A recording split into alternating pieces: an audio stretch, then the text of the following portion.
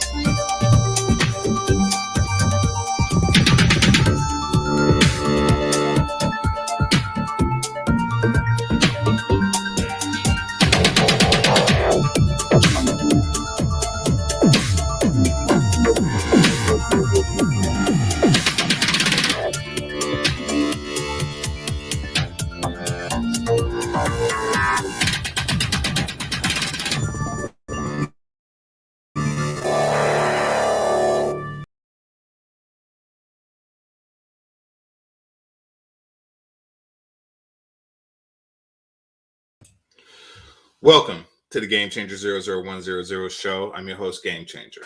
Go ahead and hit that like button. And if you haven't already, hit that subscribe button. And if you haven't already, ring that bell. Okay, so let's get into it.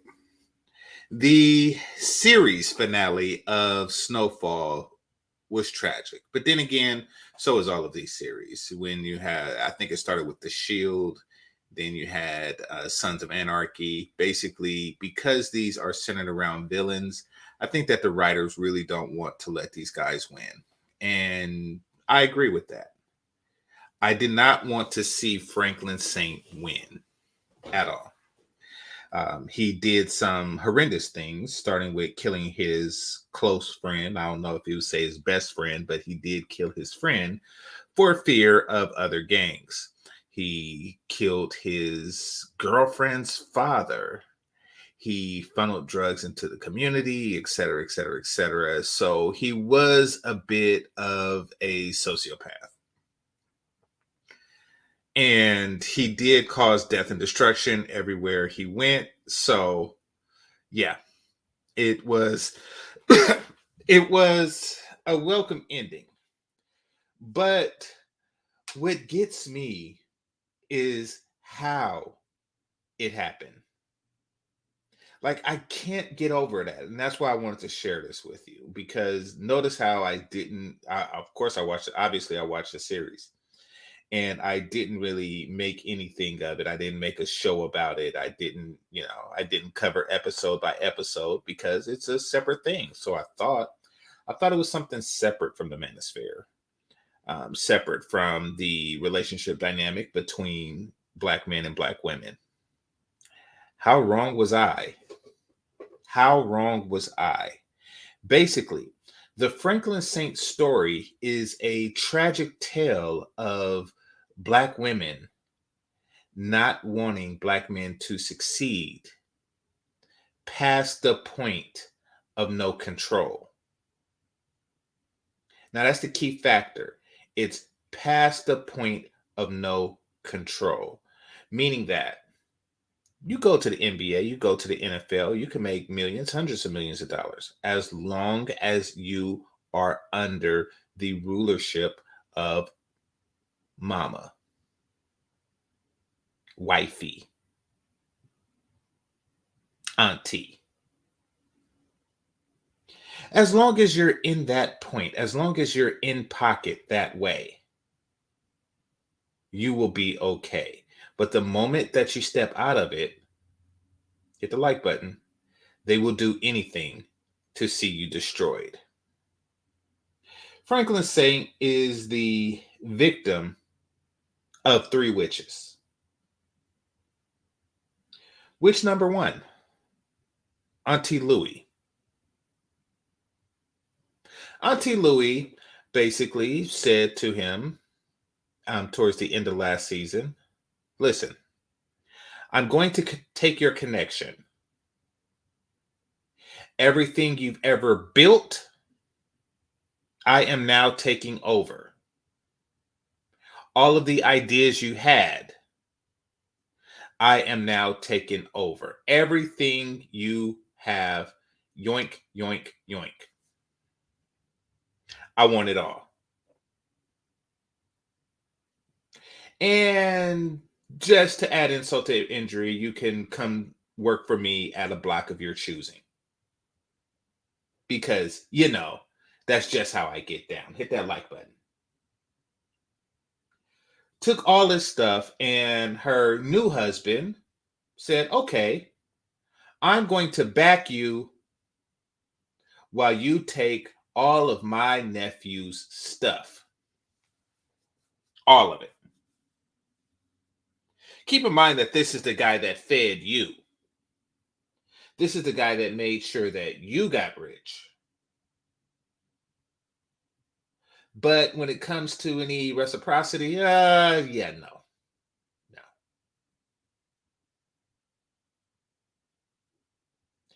Very, very telling.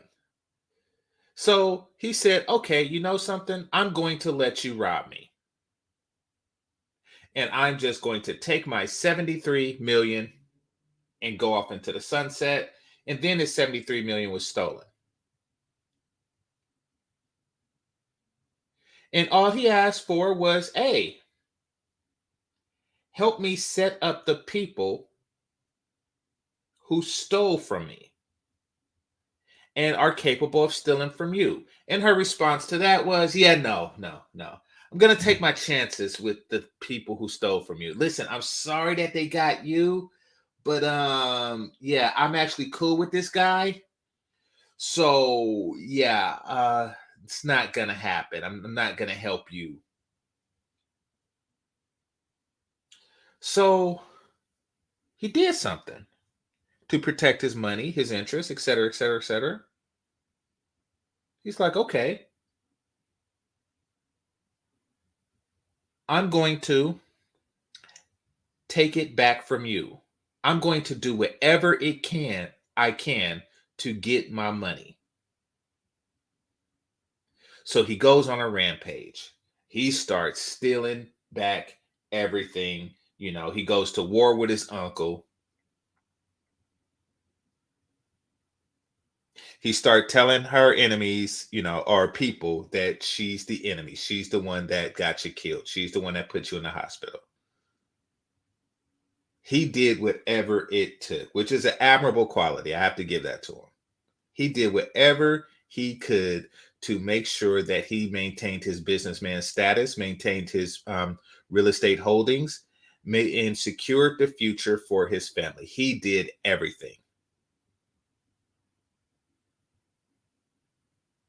And he also made sure he did everything he could to get his revenge. Hit the like button.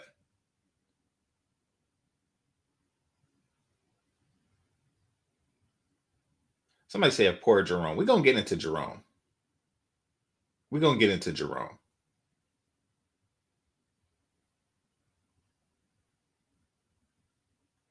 And then it finally ended, the war, the gang war, what have you.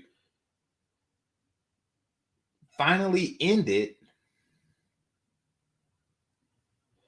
when he had some boys pick her up from the stables that she frequented.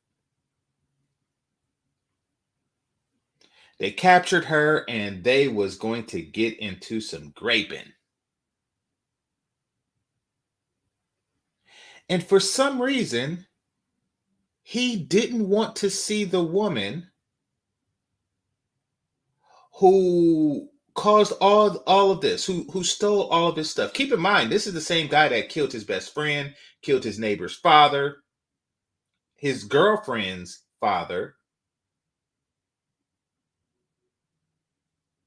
and caused death and destruction everywhere he went. This is, he killed like the leader of, I don't know, some Compton Crips or something like that. He was ruthless, but he couldn't watch her suffer. The person that wronged him the most at the time, next to Teddy, he couldn't watch that. And this, not to mention what he did to Teddy's father. But he's like, yeah, I'm not that type of demon, which is very interesting because he's the type that will cause unspeakable misery to men. But when it comes to women, but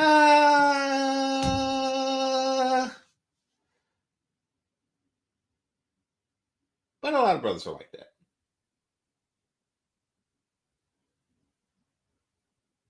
So he does this, MacGyver type, special operations to rescue the girl, in which Jerome was killed.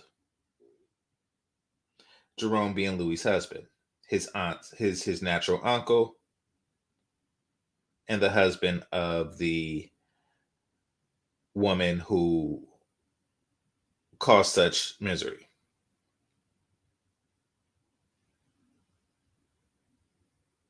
Did I like Jerome? Yeah.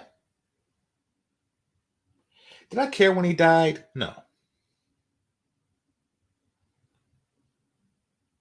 You followed your wife to deceive your nephew instead of for leading your household.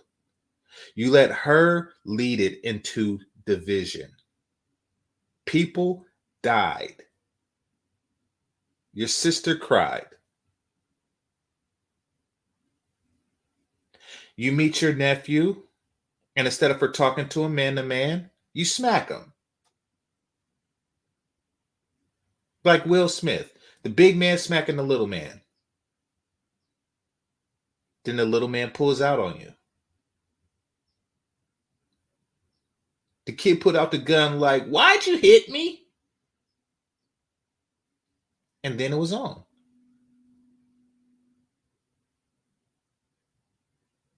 You let your wife turn you into a traitor. Now, while all of this was going on, what did the mother do? Keep in mind that the mother is tied to both. She's tied to both her brother and her son. So she got her brother and her son just gunning for each other in the streets, and she's just sitting back, knowing that when this is all over, when the smoke is cleared, she's going to be a single child or a motherless woman. Or, excuse me, a childless woman. She knows this. Either her brother or her son are going to go. She knows this.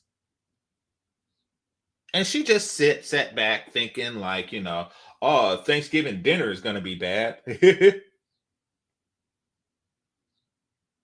was business as usual for her. Business as usual. Didn't care.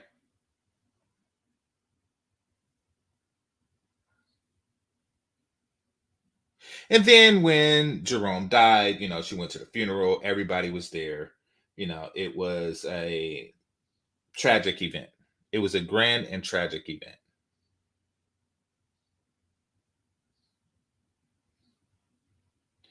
And that's that. So he goes to Louis after that and says, "Keep your promise. I want Teddy. I want the CIA agent that stole my money." And surprisingly enough, she gave it to him. She gave him to him. And through a series of torture, through everything. I won't go into the details of it, the hot grease. So I'm not going to get into that. But he got him to agree to give up half that money, 37 some odd million dollars,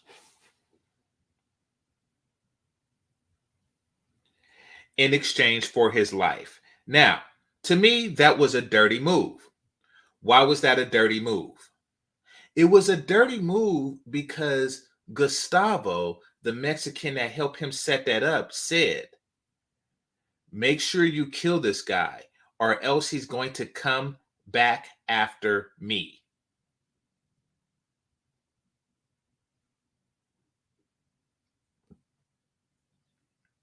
And the mother was like, "You need to kill this guy."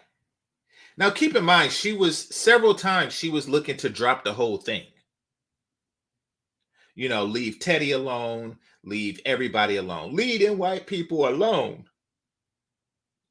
She had the opportunity to kill Teddy herself several times. Franklin, he left her alone with Teddy.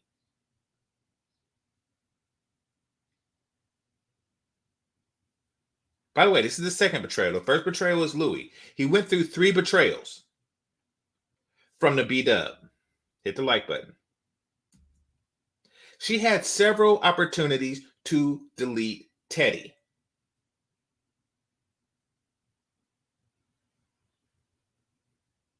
And then she told him, don't let him go free. The thing that she was considering doing before, letting him go free.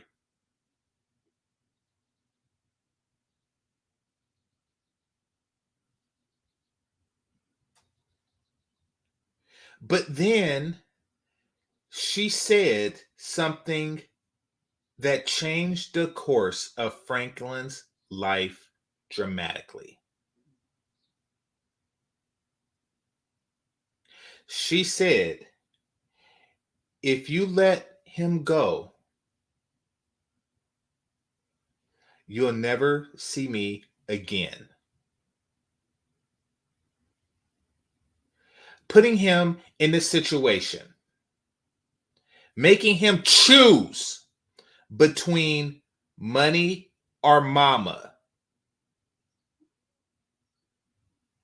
Once again, he had to choose between money or mama.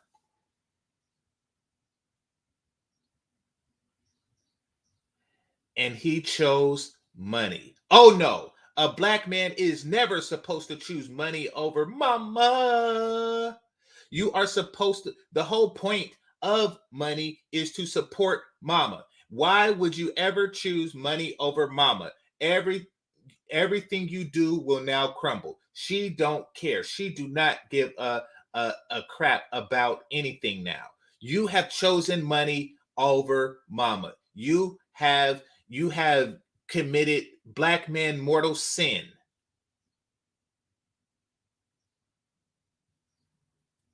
You are supposed to idolize your mama all the time. And all the while this is going on, commercials popping up for Tupac's movie. You know, the movie where Tupac died and everybody's talking about his mama now, who did nothing to build him into who he is.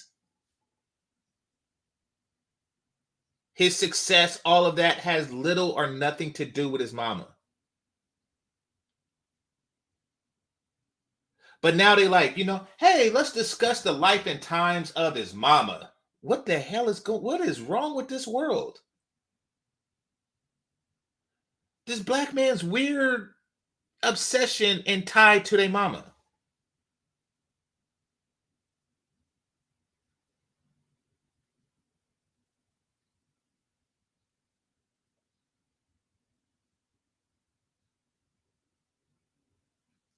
So they get together and they go through with the deal, and she insisted on going.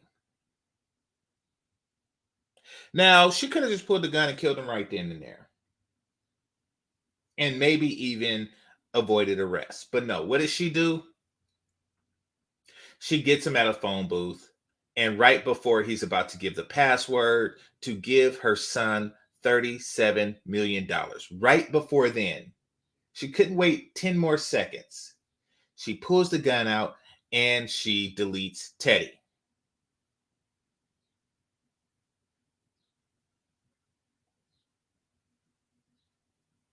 Now her son is broke. She's a fugitive. She don't care. How dare you choose money over mama? That's what's going on in her mind. I am going to punish you for choosing money over mama.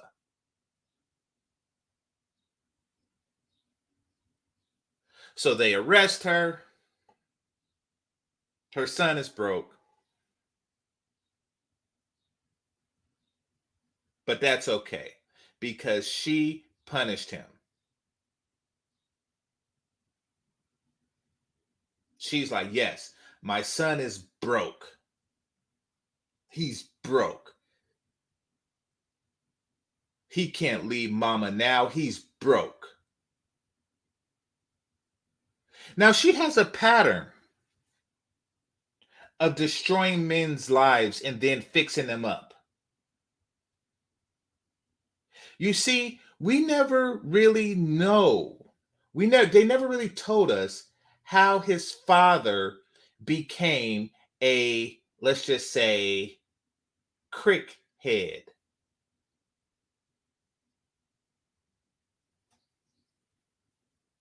We do know that she's capable of destroying lives. And anytime a man seemed to be doing too well to where he might consider leaving, to where he's choosing success over her, they seem to wind up downtrodden. You ever notice that? The father was a crickhead. He was a crickhead. And then all of a sudden, when he's at his lowest, she builds him up. And they are happy, happy, happy, happy, happy, happy. Let's go to Cuba. Happy, happy, happy. She does have a pattern of, if a guy is doing too well, she destroys his life and then gives him a lifeline after her destruction, so she can maintain control.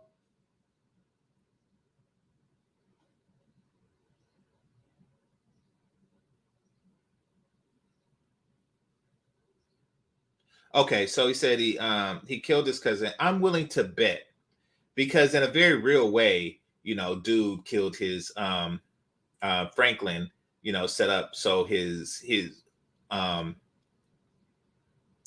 his uncle got killed. I'm willing to bet that she had something to do with that. I'm willing to bet that she set that up.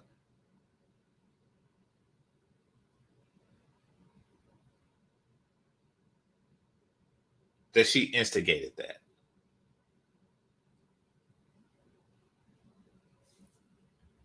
Because it's more than a coincidence that around her people they turn the vice and they become bums. Extraordinarily talented people who reached a height of $73 million turn into bums around her. It's more than a coincidence that she winds up with a lot of bums. Her brother was almost a bum. It's more than a coincidence. It's not something to lightly overlook. This is something that's real. Like behind you is just a trail of broken men. Anyway, so after that, he visits his mama in prison.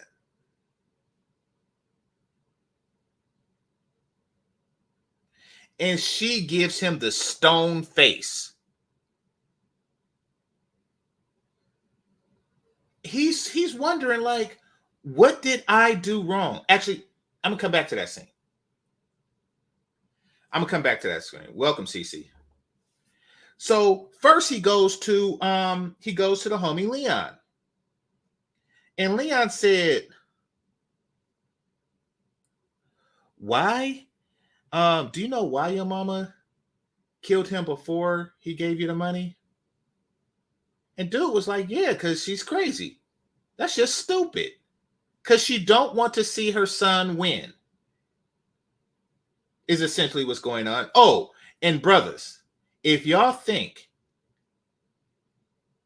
many of you in the chat room right now and who's going to listen later have come from mamas who don't want to see you win.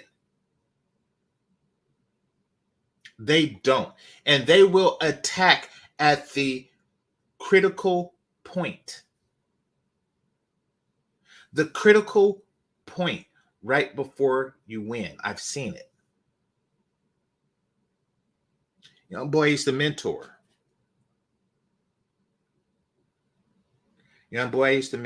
Right? This is an aside. I was in a program where we taught high school kids how to make video games. Enjoyed it, right? I didn't really get too personal with because it was just my job to show them direction. So I didn't really get too personal with into their personal lives. But people from the childhood development department of the program, what they did was they had them keep journals of their lives, and they would read these journals. I didn't, but they did. But what happened was one of the kids turned 18. Now keep in mind, all of these young men and women were college bound. These were the honor students and stuff like that. So, they were on their way up. I'm on my way up. They were on their way. Stanford, Berkeley, they were on their way. We were just helping them get there, right? So he had all of his ducks in a row, right? But he failed to kiss the ring of mama. So his senior year, he turned 18, already college bound and everything. And what does she do? Kick him out. Kick him out. Deal with this before you go to Stanford. You're homeless now. Deal with this before you go to Berkeley. You're homeless now. I want you out my house. Mama, what did I do wrong? Nothing. But I know I won't have the opportunity to destroy your future later. You're going to leave me? You're going to leave mama to focus on your own future, to become an engineer, to become a doctor? Oh no, I am going to destroy you now and keep you dependent on me indefinitely. And I don't care if you're a bum or not. I am going to keep this family together even if it destroys you. So she kicks him out because, according to mama in the hood, 18 is grown and they should be kicked out, even if they haven't graduated high school yet. Now, keep in mind, I don't know if he had a sister or not, but keep in mind, you ever notice how young black girls live with their mama till they 30? But black boys get kicked out at 18. Ever notice that? That's not a coincidence, is it? Girls be at their mama house till they 35 and crap.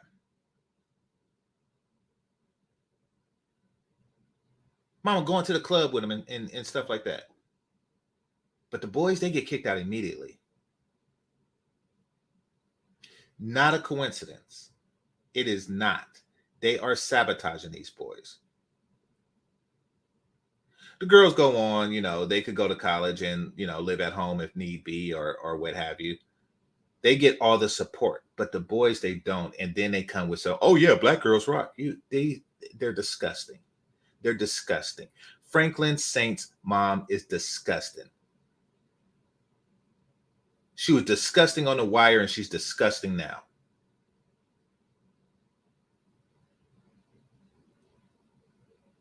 So he goes to his best friend, Leon.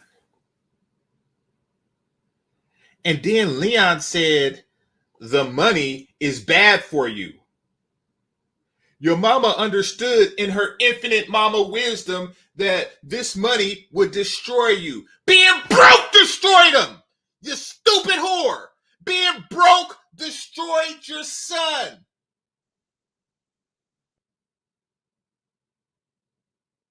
Being broke destroyed your son. But you don't care about that, do you? You don't care about that type of destruction because your definition of destruction is completely different.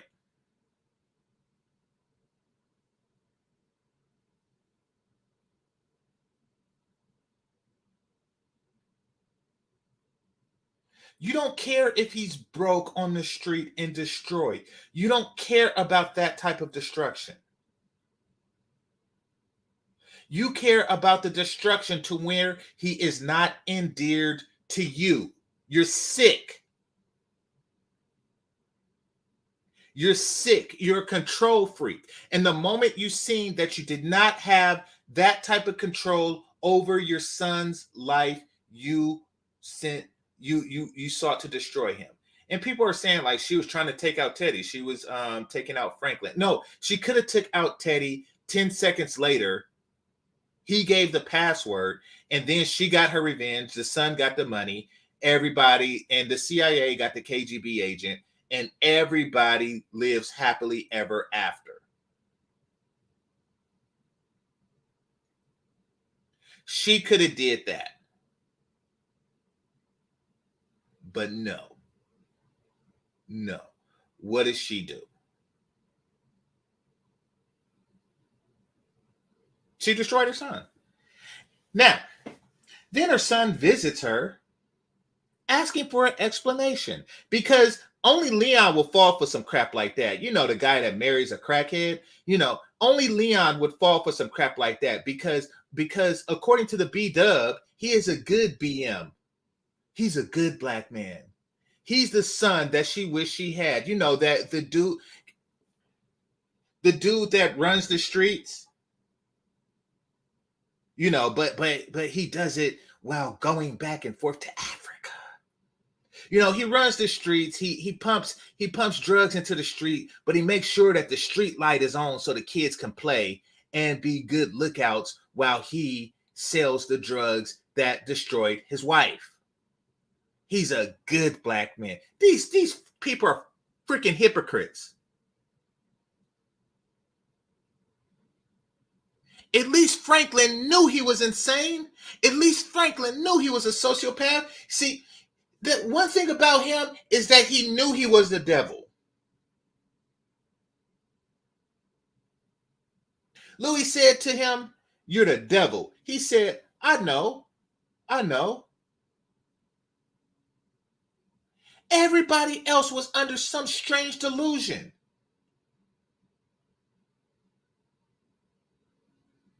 Delusion of I'm better. All of these dudes are like, and chicks are like Bumpy Johnson. They pump drugs into the community and then give turkeys on Thanksgiving and say they good people. You sat and ate it while your son and your pseudo son Leon pumped all the drugs, so many drugs that they invented new drugs into your community, and then you open up a homeless shelter to shelter the people who are disenfranchised because of the drugs that your son is selling.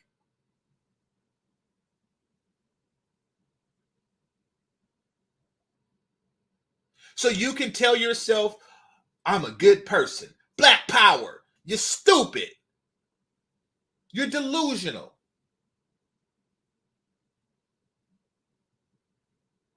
You are delusional.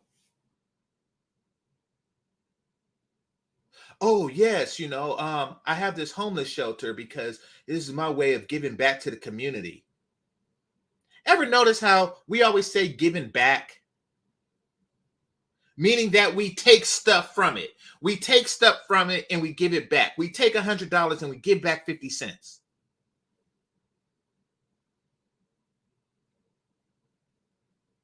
And this is supposed to be okay. Like, yeah, this is the house for the homeless. This is the homeless house.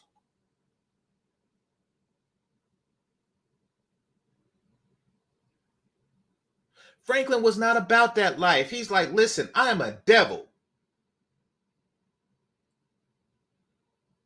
And that's just how I get down.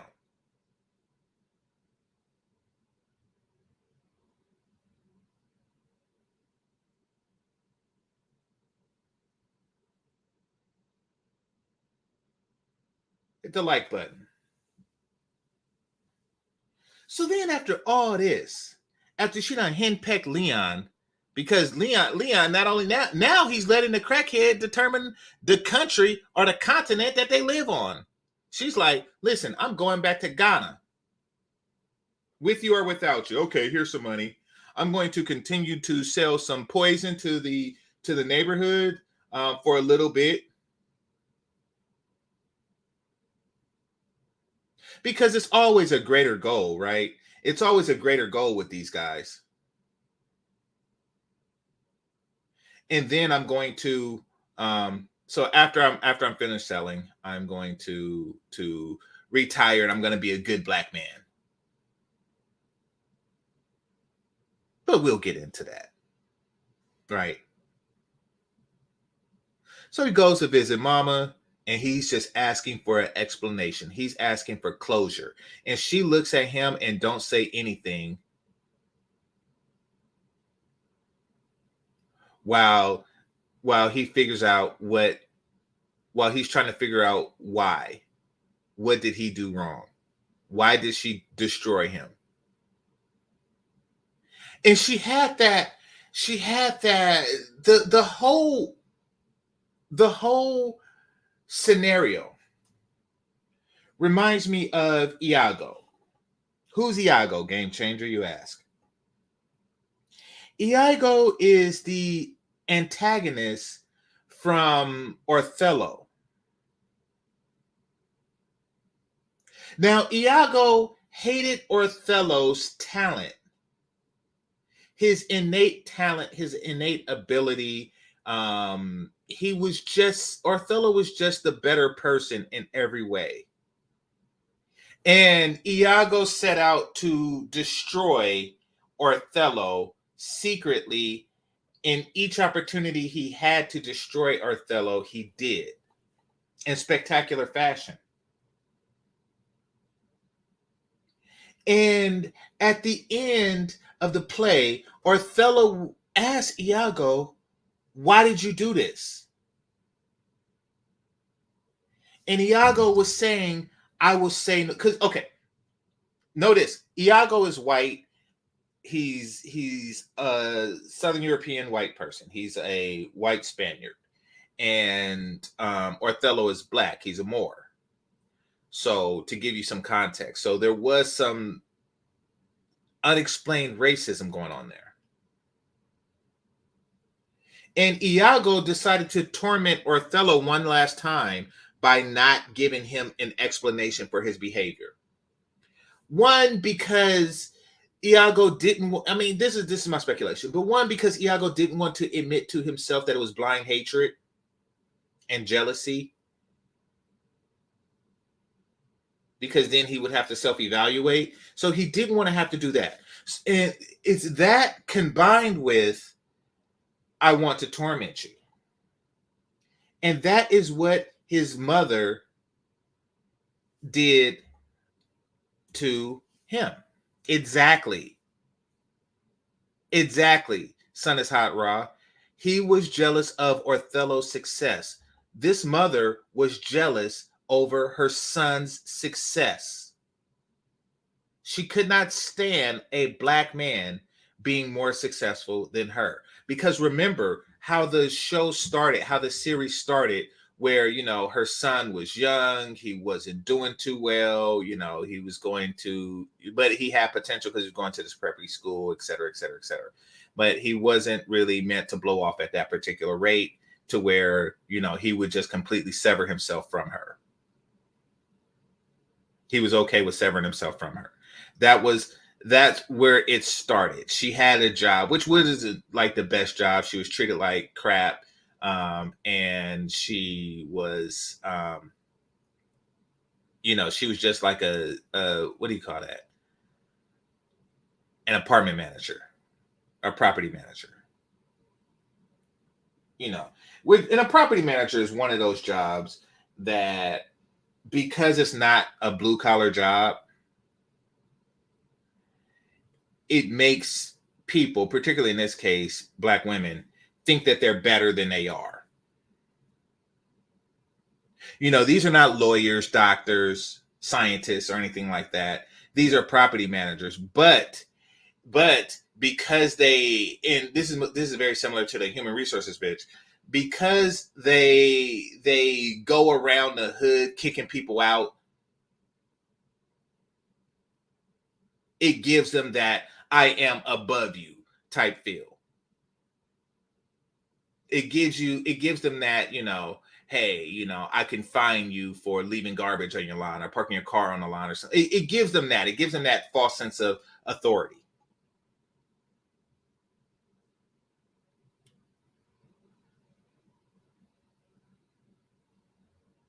So she's not used to she's not really comfortable with having a talented, successful son, so much so where he's like, "Listen, I'm putting money over mama." So she commenced to tormenting her, even at her own tormenting him, even at her own expense.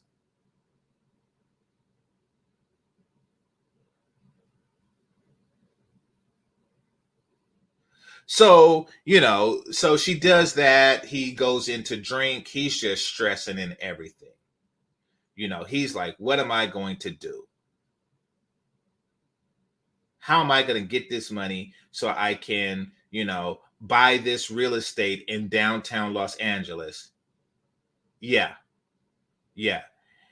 If you purchased and sustained real estate in downtown Los Angeles in the 80s, by today you are hundreds of millionaire and possibly a billionaire in assets.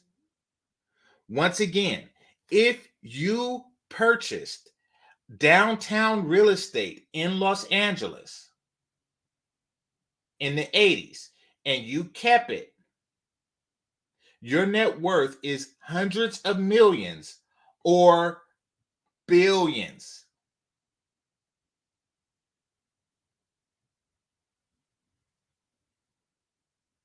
Franklin knew this. He's seen the potential. Now, what does his wife do? Okay, so first person to betray him, the first B-dub to betray him is Louie, his auntie. Second B-dub to betray him, his own damn mama. Third to betray him is his wife.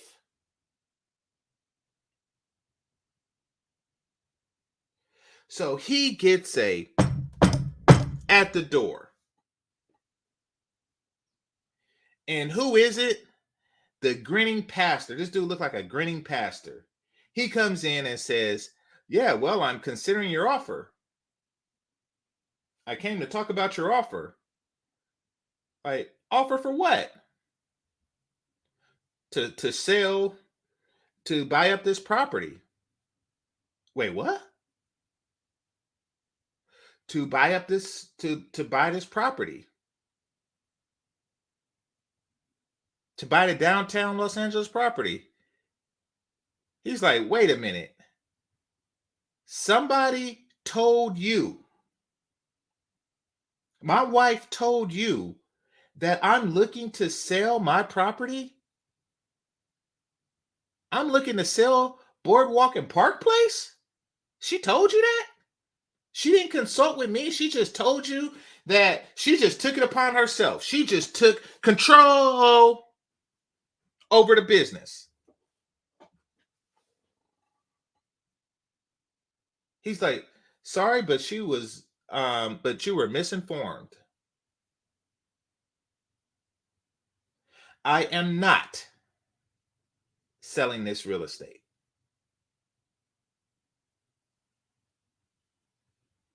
I am not going to do that.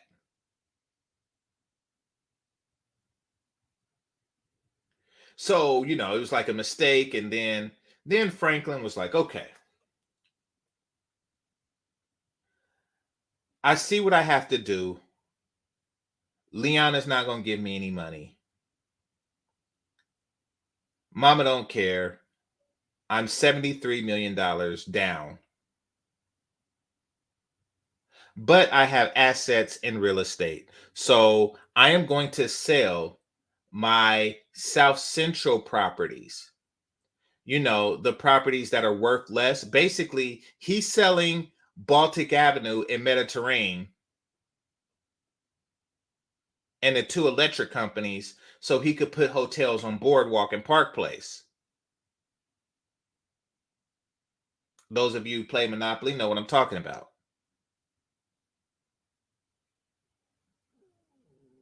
So he's like, okay, I'm going to do that.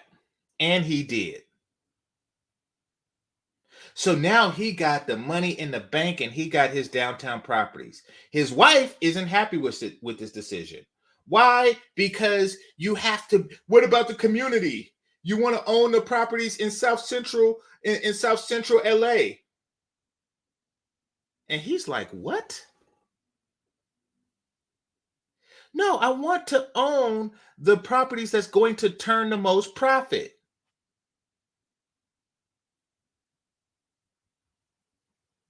So she's like, okay.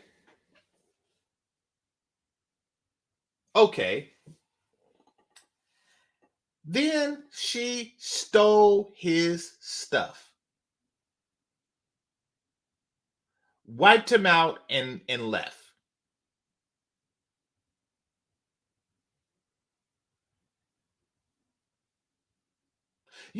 She's seen that his auntie betrayed him. She's seen that his mama betrayed him. So she's like, I'm going to betray him. And in a spectacular fashion, because she's like, something? I know this guy. And if anybody can turn a meal into a bill, it's him. He sold the properties in South Central LA so he can pay the mortgage to his Spring Street properties.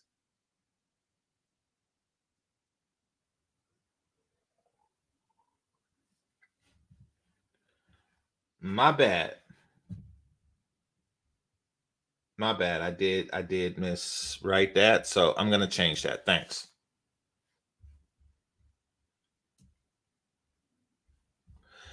But anyway, so see, each and every single one of these women, they seen the perfect opportunity.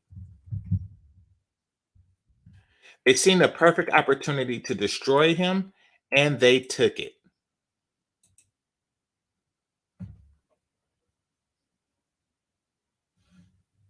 She took $1 million over the possibility of the likelihood of millions, hundreds of millions of dollars in the future.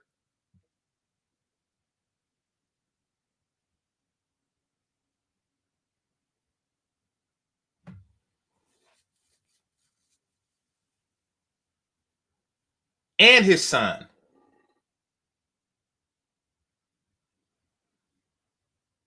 And what a lot of the B dubs do, hit the like button.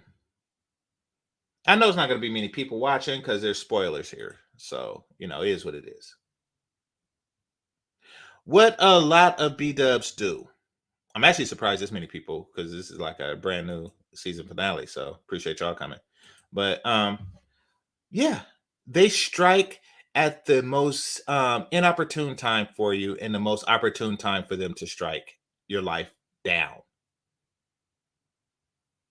She would rather have 1 million to herself than share in millions with her husband. Somebody said raised to be licks. What do you think his son is being raised to be? Because she's a single mother now, and she's not going to tell. Basically, she's going to be like, your dad's an alcoholic. He's dusty, dirty in South Central LA, and he's an alcoholic. But look at me, I'm a millionaire. I bought this house. I bought this car. I put the food on the table. I miss this. Black girl magic, black girl magic. And your daddy ain't nothing. Your daddy is nothing. I'm everything. She's not going to say that she stole that money from him. Your daddy ain't nothing, and he put his hands on me. And the only way you can be something worth a damn is to be a mama's boy. Boy. That is what she is raising this man's son to be right now. She's raising her son to be Leon. She's raising her son to be Jerome. Physically strong, but mentally controllable. Ever notice how the B dub don't have any problems if you make your money through physical prowess? But if you make your money through mental prowess, like Robert Smith, Ben Carson, or something like that, then that is when they attack.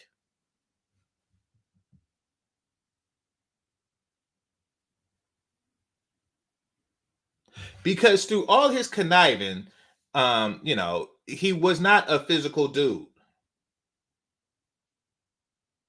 He wasn't holding his own in prison. He was more cerebral, unlike Leon and Jerome.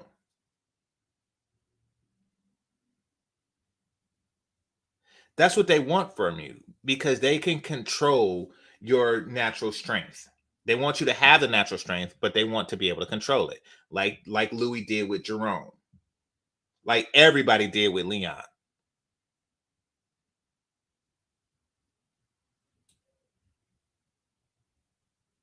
Hold on.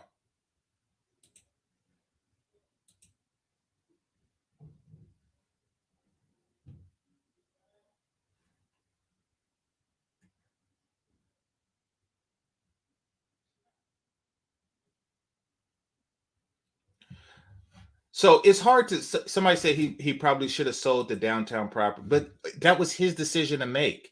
His wife was trying to make that for him. You see, these are power plays, and furthermore, it's in default. Like he's behind in the mortgage on those.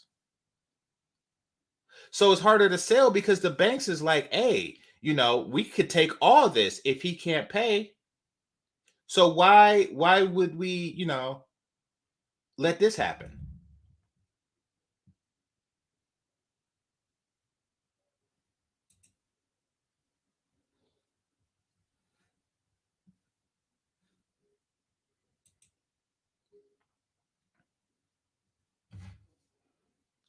So after all is said and done, I'm gonna get to the comments in the chat room. After all is said and done, super chats first, of course. But after all is said and done, he's living dirty. His friend Leon leaves him, and then he comes back with a polo shirt,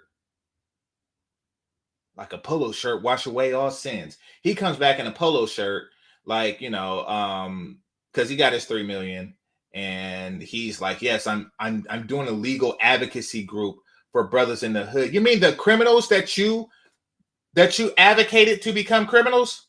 Is that what you're doing? Like, yeah, I'm doing that. I'm creating a legal. Get your ass out of here. Throughout this whole series, you had brothers and sisters just setting torch to the black community and then giving it a cup of water. Yeah, all those young people that I made criminals and crackheads. I think they need legal protection.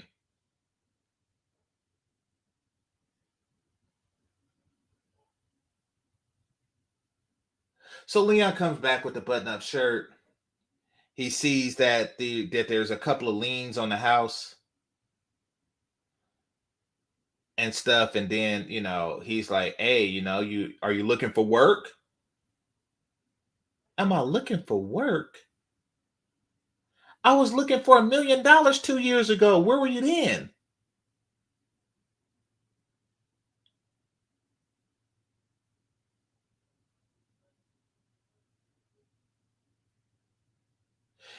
So I was looking for $1 million, a third of what you have, because of me. A year ago, I was going to offer you a piece of my dream for that. Even though he asked for the whole three, he could have done with one, and that's because that's how much his wife stole from him. So we know he could have done with one. So he's stuck. He's like, wait, what? You helping all these brothers out, and you could have helped me out 2 years ago. Now you give me $20 after my life is crap.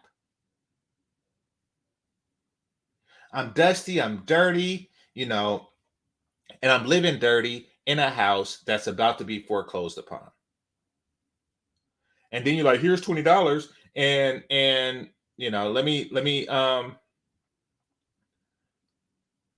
let me buy, let me help you with the mortgage. Let me pay the rent, or let me pay the taxes. Let me get the lien removed. Like, it wouldn't be a lien on it. So instead of for millions of dollars in downtown property,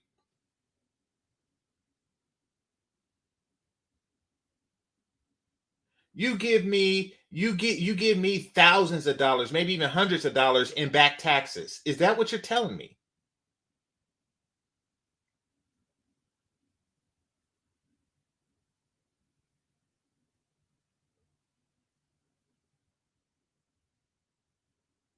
So after all is said and done, he's downtrodden, like he's living his life as a not so well to do alcoholic on the street because they took his home. Oh, and by the way, his mama gave him the home after everything. Like I say, destroy your life and then burn your entire life and then give you a cup of water. He probably had to beg his mama for that house. And she just sat like, yeah, now you need me. Remember when you put money over mama? Now you don't have anything. I see that you went from a multimillionaire, an intelligent multimillionaire that also piloted airplanes and ran the streets of Los Angeles. And now you're broken alcoholic. And I get to stand above you as you beg me for a place to live as you did when you were a kid. Yeah. Got him. Got him.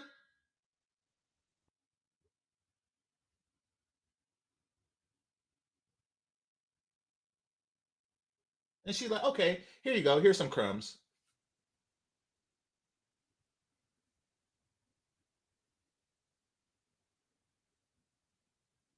This whole thing was sick.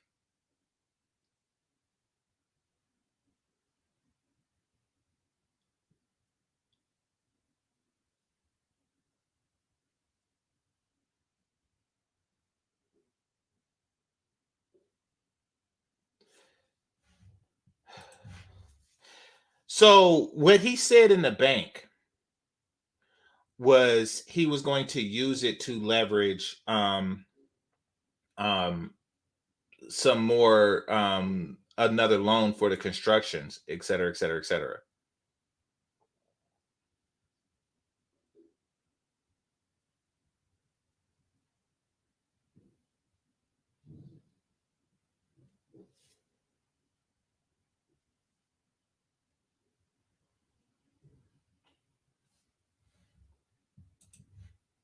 Exactly. For her, it was all worth it for that moment. They don't care. Like they would love to see you destroyed just so they could stand above you. And then they call out of nowhere, "Hey, you got a son?" It's like, what the hell? Like, yeah, you could keep your house because you begged for it.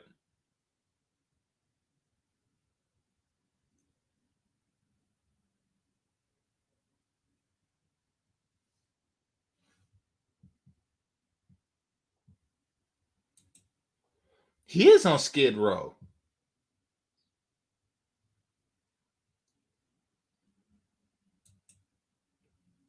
This chick is in jail. His mama, knowing that she had hand in the destruction of each and every single black man around her. She is in jail happy about that. She is in jail happy about the destruction she brought to her husband, her brother, and her son.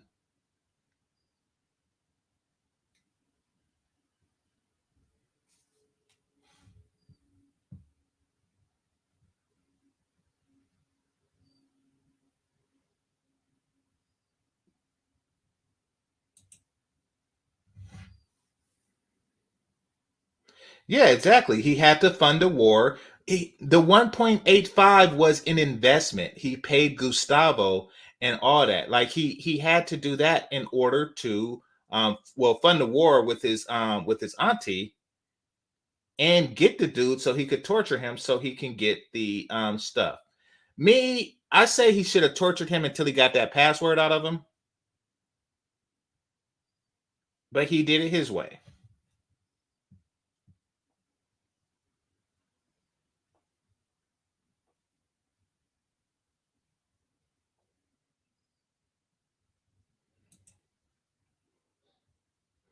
All right. So let me read some more. Actually, I'll put it out there in case somebody want to come up. Only if you've seen it.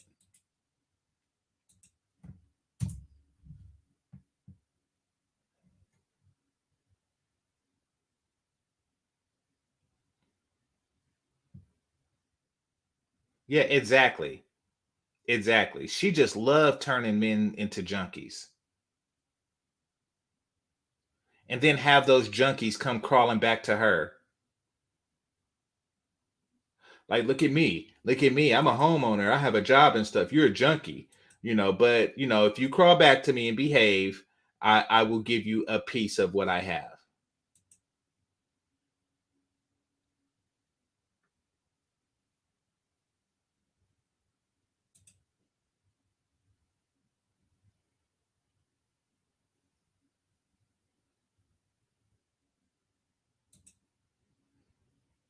This man was unbreakable by any black man. This reminds me of the story of Samson.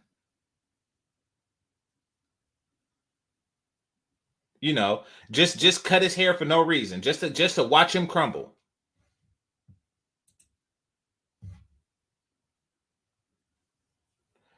To be fair, it was kind of fucked up either way. You know, he was just delaying the inevitable by selling the inner city's properties. He might have been able to pay down rent like 2 more months, but it was gone. Okay, so let's just say he got those 2 months, right? And then he found in that time he finds another connection. Because keep in mind, he's a pilot. He's a pilot. He's industrious. He's very smart. He through what's his name? Through Teddy, he was able to get international connections with cartels and stuff. He is capable of flying to places and talking to locals and saying and then flying product back to the US. He can do that, like the movie Blow.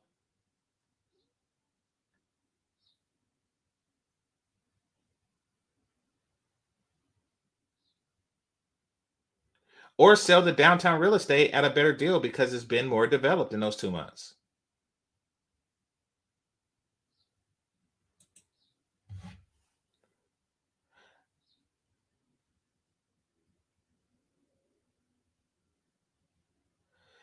GC, that's because they believe that is because what they deem to be actual quality man is someone who is aggressive, someone who walks around and punch things they don't like. Exactly. Exactly. Because Franklin was aggressive, but they can't really use his aggression. He was strategically aggressive and he was aggressive to his own best interests.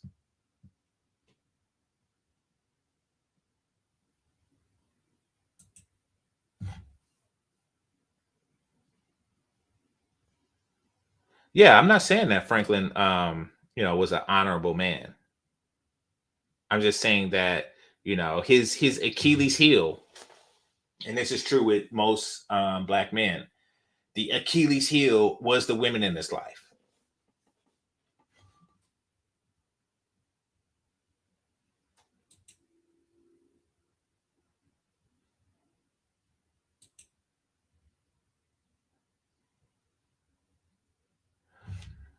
Notice how he was still bossing Leon around, even though he was down bad. Exactly. I mean, Leon is he's comfortable in a subordinate position. And that's what Franklin's mom likes about Leon, because Leon was the son she always wanted, one that knew his place.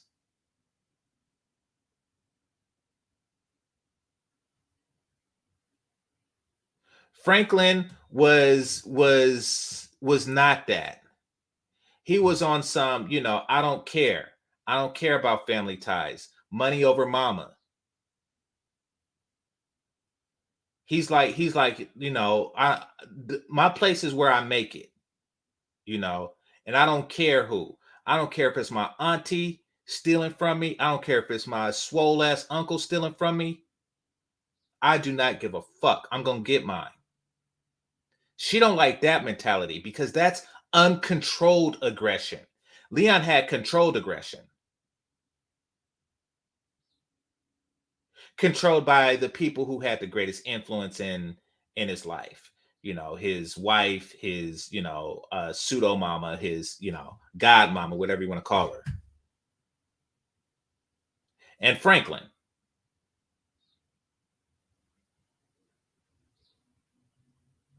Leon was in and out of the game based on what the women in his life thought he should be doing.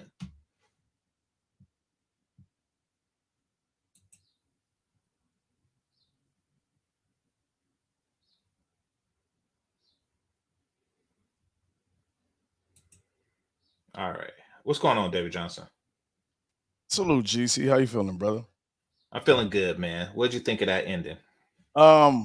Yeah, let me say this. I loved it. Let me say this. And the reason that's why it brought me up here. Anytime conversations, because all right, let me say this. I'm all over the place. All right, let me say this. I've been following this since day one. I grew up in LA, South Central LA. So I lived this life. I may disclose a few personal. You got an echo, GC. I may disclose a few personal stories just even to relation to this. But what I loved about it was because I'm always one of those people. What I love about movies, the reason I make movie references, is because I'm always trying to figure out what the plot is, what's going to happen. And the reason I do that, and I love doing that with movies, because I use that in real life. In real life, I'm always trying to figure out what is the right move to make. Not what I want, not emotional, not what I feel. What is the best move to make? So I'm always trying to think ahead. This is why I always like to try to see if I can figure out movies. And for most parts, the last episode, I figured out a lot. Some of it was surprising, but this episode, I thought we were going to end on a hell of a dramatic note and all that. And the way they ended it, I said, a lot of people are not going to like it. I bet a lot of people won't like it.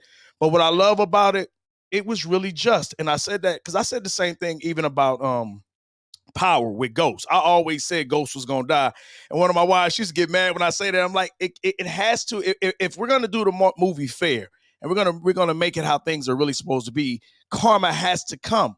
And I thought either Franklin was going to either, of course, get killed or go to jail.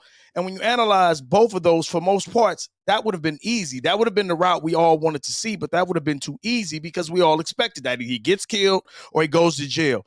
What was so beautiful about the way they ended it is basically, if you look at it, it was karma. Like I said, he became a junkie. He just wasn't a junkie on dope. He was a junkie he was a junkie for selling the drugs. He was a junkie for the money.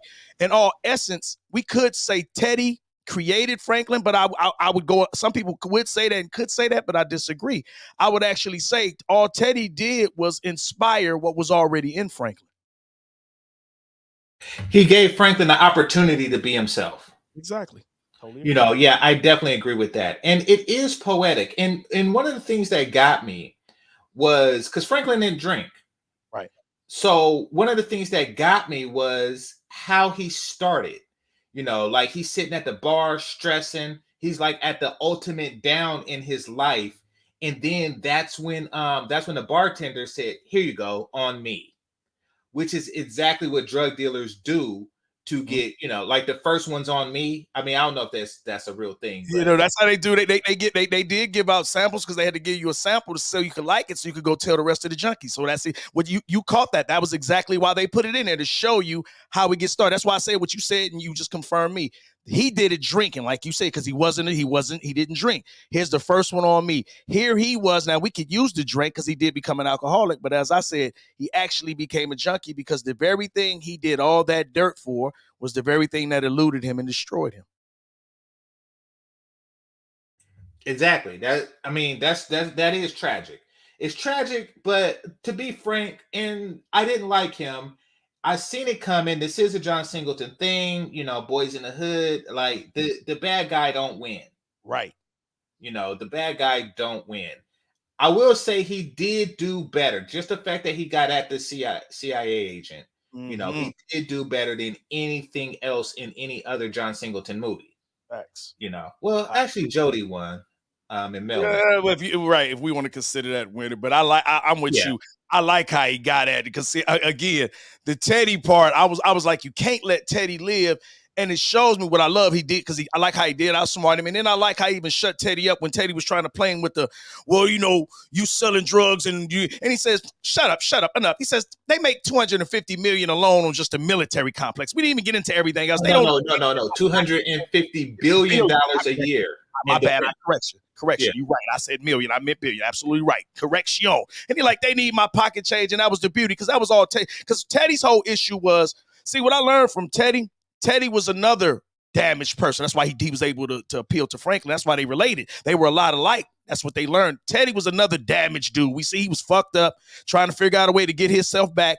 And he created this own little, if I do this, this is going to make me a soldier and a patriot and all that. And that was all just Teddy trying to fix his insecurities. That was his insecurities, and he came up with all the. Meanwhile, you're murdering, you're killing people, like I always say, with the whole point of bringing drugs into the community, which that's why the government can never say shit, and that's why I never respect when people act like we're making this shit up. That was social engineering to the highest level. They brought the drugs in, drugs illegal. None of them went to jail. They destroyed communities. They destroyed lives. They didn't even put back any of the money back into the community that they destroyed. None of the drug dealers, of course, that were working for the government went to jail. That proved that at the end of the day, they don't give a fuck about the people. Yeah, I agree. I mean, I think it's a little bit more than that, because, I mean, we're talking about the country was in, and I always look back at this. I try to look at it from an objective standpoint. First of all, let me say, thanks to Danica for stopping through. She's saying what's up to you. Hey, Danica. Hey, sis. Yeah, appreciate you, little sis. Appreciate you. Thanks a lot. Little sis. Yeah. Mm-hmm. Okay, so I try to look at that objectively, and I was like, hold on, bringing the drugs into the community? The drug thing, the Contra thing, and trust me, it couldn't have been that serious. Nicaragua was not that important to NATO, so I was just really trying to think, like, what was the end game there? Like, why did they feel so threatened by the Black community? They did. But hold on. Let me land this plane. They did feel threatened, not in a military sense, not in a militant sense. They didn't think that we was gonna use our pistols against their tanks and take over. It wasn't that type of threat that it possessed. But given the climate of the time, the Berlin Wall was still up. They were still in a Cold War with Russia, and because of democracy, capitalism is something that can be voted away. And then you have a community of people who are essentially supporting the Communist Party. And this group of people is very polarizing with the music and everything like that. They can sway the vote into that direction. I agree. And that was the true threat that I think that Oliver North, Reagan, and people like that wanted to neutralize. Like, I could agree with that, because understand this: nobody. If you really analyze this, if you really, to give credit to what you said, we know them better than anybody else. We are the ones who've been right up under them the whole time. If anybody knows these people better than, if knows them as well as themselves, it would be us. So it only makes sense to neutralize the people that know all the secrets and where the bodies are buried, because we did it to them. So it makes sense. Yeah, true. Hey, let me ask, Danica, do you even watch? Or you just stopping through? Did you even watch Snowfall? Is that something you watch? Curious. If she's still there. Mixed Out Universe. What's on your mind? My bad. Good morning, fellas. How's it going? Pretty good, bro. All right, I just got in. I was kind of disappointed with the finale. Because we supposed to believe that even though he loses all of his money, that I can believe, but for 3 years he did nothing except drink, as smart as he was. Well, okay, so I think what they were getting at was some people just have it in them. Some people are capable of drinking recreationally and not having it affect their lives. They could just wake up and go to Cheers and, just drink with their homies and stuff, or drink during the game. But some people, especially if your father's an alcoholic, they have something in them to where they just can't really, they can't handle it. They can't handle their liquor. So I think that's his weakness. That's his Achilles heel. That was if his father's thing, and that's his. He just can't hold his liquor. But they haven't hinted at that in the entire series until the last episode. Well, yeah, but I mean, the father being an alcoholic was the hint. Right. If I may, I don't believe that was the point necessarily. And what you said, logic. See, what I've learned is I've learned this in this space. There are guys who are geniuses when it comes to certain schematics, certain numbers. These dudes, you hear them, you be like, fuck, this guy is smart. But then when it comes to the shit right in their faces, they're dumber than shit. I see this in real life. So that's how I view Franklin, because literally he had all the signs in his face to go around. His mother shooting to Teddy. Even Leon told him, like, no, she's right on this one. Let this one go. Everybody was trying to tell him to let this one go. Everybody was trying to tell him to let it go. And what we saw when he asked Louis, when she said when Louis told him he's the devil, and he was like, yeah, you might be right. Like, at the end of the day, and when she said we lost Franklin, her sitting there quiet, that thing said it spoke volumes. Her silence spoke volumes, because what she was basically saying was, until you say something that shows you recognize this is your fault, or it shows that you have any type of remorse or anything, I'm not going to say anything to him. And every time she would hear him, and she would hear, all it's about is the way you can get money. It's all about you. It's about you. So much so that last time when he left, he called her all kinds of bitches and all that. It showed that at the end of the day, Franklin didn't give a fuck about nobody else. He didn't give a fuck about the fact. Remember, not to mention, you were talking about earlier, GC. Remember, Leon gave him $500,000 to give to Loso. He gave him that for free. So that was $500,000. So we saw it, like, at the end of the day, what we learned from Franklin was the money. Like, there are some people, and let me just say, maybe in a fantasy world, that money can help. We saw that Franklin wouldn't do nothing but become worse. Anything, the more he got, he was his biggest enemy. He was the biggest threat to himself. And giving him more money, he would have figured out ways to hurt more people. And I believe his mother was not only trying to save him from Teddy, she was trying to also save him from himself, because she saw what he had became. Bullshit. Okay, break it down. Making a man a drunk alcoholic on the street is not saving him from himself. That's allowing him. That's destroying him. I'm talking about the money part. No, I'm talking about. No. This man wanted to take his money, and go legit and raise his kids. But y'all know he would have never did that. It wasn't in his nature. But he was making moves to be legit, though. It wasn't like he was just talking about it. He was moving in that direction. All right, Dave. Keep in mind that he decided to retire from the game. Right. Had Teddy not stole his 73 mil, he would have just been off with his wife. He wasn't trying to get no kickback. He didn't even care about Louis. GC, listen to me. Out. This dude was out. Listen to me, GC. That's easy to say. We can all say that, but listen, what I've learned is a tiger doesn't change his stripes, bro. When Franklin, when people show you who they are, believe him, Franklin showed what he was about. Sure, he might have did that for a moment, but life isn't promised. So what happens when things get rough again? You're going to go back to what you know and what you're good at, which is selling poison. I can guarantee so why make things rough? So let's just say that. Let's just say, like, he's this demon, and when things when stuff hit the fan, he destroys everything around him. Why would his mama make stuff hit the fan? All right, listen, because listen, all Franklin had to do, I'm gonna just say this: it's a fucked up situation, but everything is still a choice. After she killed Teddy, and he lost that money, and that money was gone, he could have still made the best out of a bad situation. He could have sold, got the properties like he did, figured out, sold something, maybe sold that big one he didn't want, and then have to start smaller and rebuild himself up. I agree with that. Legitimately, and it probably would have taken longer. He didn't want that. He would, like, listen, when they say there is no easy way or there's no quick way, in a lot of cases, that's goddamn true. We know the exceptions, but those are minorities. That was exactly what he could have did. He didn't want to do that. He wanted it big. Because there was a saying, let me say this and I'll give it up. There was a saying I've heard people say where they say, I didn't fall in love with just the money and the things money bought. I fell in love with how I was making it.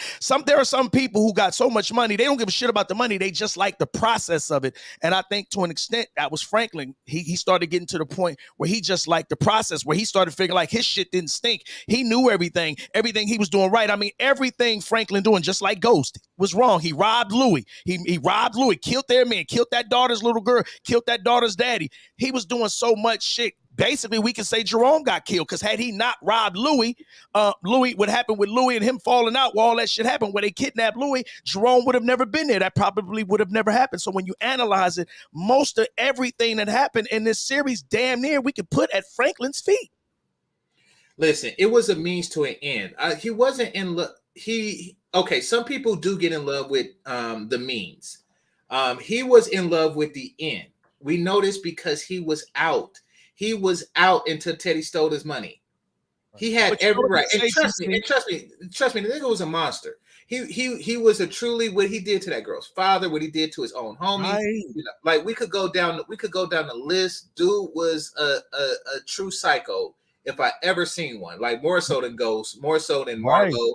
He was just, he was just that dude in that way. So, you know, I don't feel sorry for him, but don't try to make it seem like his mama was on some grand plan. No, she's just a fucked up control freak bitch.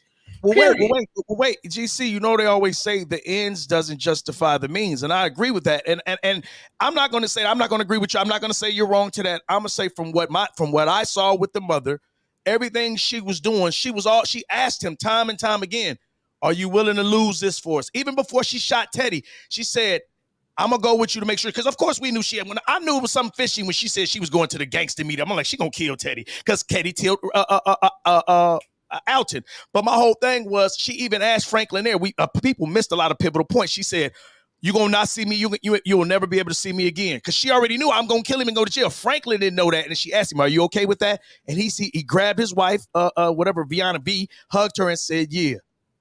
Yeah. Exactly. And see, that's the thing. She didn't like that a black man, a Tupac raised black man, was pick money over mama. They don't like that. I disagree with that. That was punishment for picking money over mama. I disagree. I disagree. One thing I'd say about the character, now again, if we talk about real women, that's another conversation. We talk about a character here. The character. Sissy's character, I could tell Sissy did care for everybody. Sissy cared for Franklin. Sissy cared for Alton. Sissy cared for Jerome. She asked him, is it worth destroying the family? And we all know, according to the character, I don't blame black men. This is a character. According to Franklin's character, just like Ghost, that's why Ghost died. And if anybody watching Ghost, I'm gonna give you a spoiler now. Tariq needs to die too, because Tariq became the very same thing he hated about his daddy. He is exactly that, and he killed his daddy. So it's only right he died too. Well, the same thing with Franklin. Franklin put himself over everybody.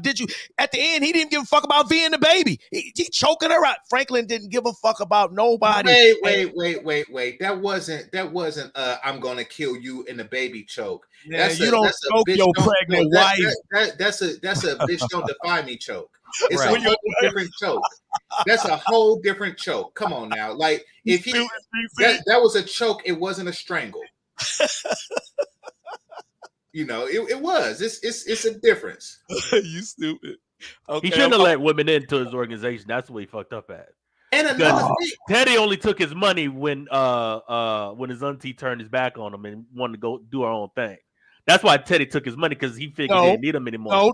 No. Teddy took his money because he told Teddy he didn't need him. See, what Franklin was supposed to do was play along with Teddy. First of all, you never put your money in the bank where the motherfucker the person who has all your cards. He did fuck up there. Yeah, I would have never let Teddy choose my bank. That's first and foremost. And then secondly, even if I'm gonna get out, I would never let Teddy know that until I'm damn sure gone, where there's no way he can stop me, where he couldn't touch anything. Franklin was smart, but if you notice, you see all the holes where he missed. You see where he, like I said, I would have never robbed what's Uncle Jerome and what's his girl name? I would have just went and asked him, give me a loan. I would have asked for a loan, got a loan, built it up, and came back. No, wait, he didn't ask for a loan because he was above that. But he did ask, he like, listen, I don't want a loan, just give me Teddy. He did ask. Let's not say that didn't happen. She didn't even consult with Jerome before she said no. I agree. Louis was out of line. She was way out of line. He was you don't rob. But you don't rob. Listen, but you don't rob me for that. You can feel some type of way. You could not help. Yeah, and you don't go behind my back to get to connect. Okay, right. Exactly. So then what you do is you cut business. All right, you know what? That was a violation. He did though. He robbed them. Not only robbed them, he killed their men. It's one thing to rob. You didn't murder the little girl's daddy. Remember the little girl that Jerome saw? And I knew that they was gonna fuck him up when I seen that on episode 1 of this season. I knew because they wanted to. I'm like, okay, they paint him as a monster for a reason. Because dude was an extra, but they really brought some humanity to him as an extra. So I'm like, yeah, they want us to hate Franklin because they're gonna fuck him up in the end. I knew that. Listen. In Power, I loved Ghost's character. Ghost was trying to get out the game. Same shit. Ghost was trying to get out the game. But look at he killed his own partner. He killed Roller. He killed his own partners. We found out he snaked and snitched and told on Kanan, got Kanan locked up. The guy to put him on. Like, what I love about these shows is because we always want these charismatic but meanwhile in the manosphere we talk about these niggas, but then we wish them well in the movies. Like, no, it was karma. You did all that dirt. You murdered and fucked up a lot of fucking lives. And believe it or not, I would have said he got off easy. Again, you being tortured to become the very nothing for you to lose everything, that was justified. That was beautiful karmic justice or karmic justice. I love how they did it. I love how they did it. Got no argument for me. I mean, once again, I'm not saying that I liked Franklin. I'm just saying that he was surrounded by a batch of bitches, and that was his downfall. I mean, this man was invincible when it came to dealing with men. I'll give you a perfect example. Scully. Literally, Scully's girl and daughter were killed by Franklin's people, which is technically Franklin. Another woman that couldn't shut up and sit down. Right. She didn't learn. She didn't know how to leave well enough alone. Same thing with Franklin. That's a female trait. Scully survived, and remember, so much so when Louis asked him, how do you do it? And he told her, like, basically, you got to let it go. Remember, he told his wife before she got killed, you got to get that hate out your heart. She couldn't, got herself killed. Scully proved what you got to do. You got to be able to cut your fucking losses and walk away. Franklin could not. So wait a minute. You saying that after they stole the Connect, and then the Connect stole the 73 mil, he should have walked away? I'm gonna answer your question with this. Did it benefit him doing it his way? Check and mate. No, yes, but I will. It did. No, it didn't. Hold on. Yes, it did. Yes, it did. He would have went drunk then. Basically, being broke is what led him to drink. So everything would have played out. He still would have been broke. At least this way, he got his revenge. Absolutely. So then listen, all right, but listen, if he was smart and he was on point, then he should have been able to work his way out of it. The fact that he didn't proves that he wasn't what we thought. It wasn't the way it played out exactly how he was supposed to be. He was, like I said earlier, he was smart on some levels, but dumber than shit on common sense. I think for most parts, we always think when people are smart, they got to have common sense because common sense is the kindergarten. So for them to be where they are, they got to be in advanced classes when no. You find out that some of these advanced class dudes, that's all they know. They didn't get the basics. They got the advanced shit. And if you read something long enough, you can say it. You can memorize it and say it by heart, and it sounds like you've got it down. But then we see, like I said, when it comes to the small common sense things, where they say sometimes small things. When it comes to women, listen, he outsmarted every man. He outsmarted the Russian dude, the arms dealer. He outsmarted.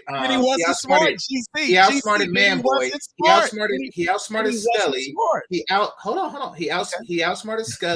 He outsmarted Man Boy. He outsmarted the Mexicans. He outsmarted the Russians. He outsmarted what's the dude's name? Teddy. Outsmarted Teddy. Yeah, exactly. He outsmarted the KGB. What the fuck do you want from him? Talking about you don't have common sense. We saw it. Because listen, let's say it again. I agree. Like, listen to me. I say I'm smarter than niggas because I am, but I'm smarter than women. Ain't no fucking woman trip me up. You know why? Because I am smart. If the women tripped you up, you weren't as smart as you thought. Listen, that's scientifically impossible. If you're a whiz kid, you're a smart genius. You're a genius. It ain't supposed to be when a woman comes around, your mind stops working. That means you weren't as smart. You weren't as smart as everybody thought. No. It means that it's a different type of intellect. That's all that means. It's a different type of intelligence that's at play here. He didn't understand deception, and from his own camp. Wait a minute. No. I'm not gonna let you get that. This nigga understood deception well because he played it. That's a goddamn lie. He didn't trust none of them, so he understood deception. What it was you ever heard the saying, "You so smart, you dumb"? He was so smart. There was an old school saying we used to always say, he fool himself. He fool himself. He was so it's smart. not a matter of that. No. himself. Just like Malcolm X. People understand external enemies. Some people do not do well with internal enemies. Then he's not. Listen. Then he's not well rounded. Every time somebody got to him, it was an internal thing. Okay, well, listen. Even with Teddy, and it wasn't just a woman thing. Like, I'm internally smart. Listen, I've had family members try to play me. I've had strangers try to play me.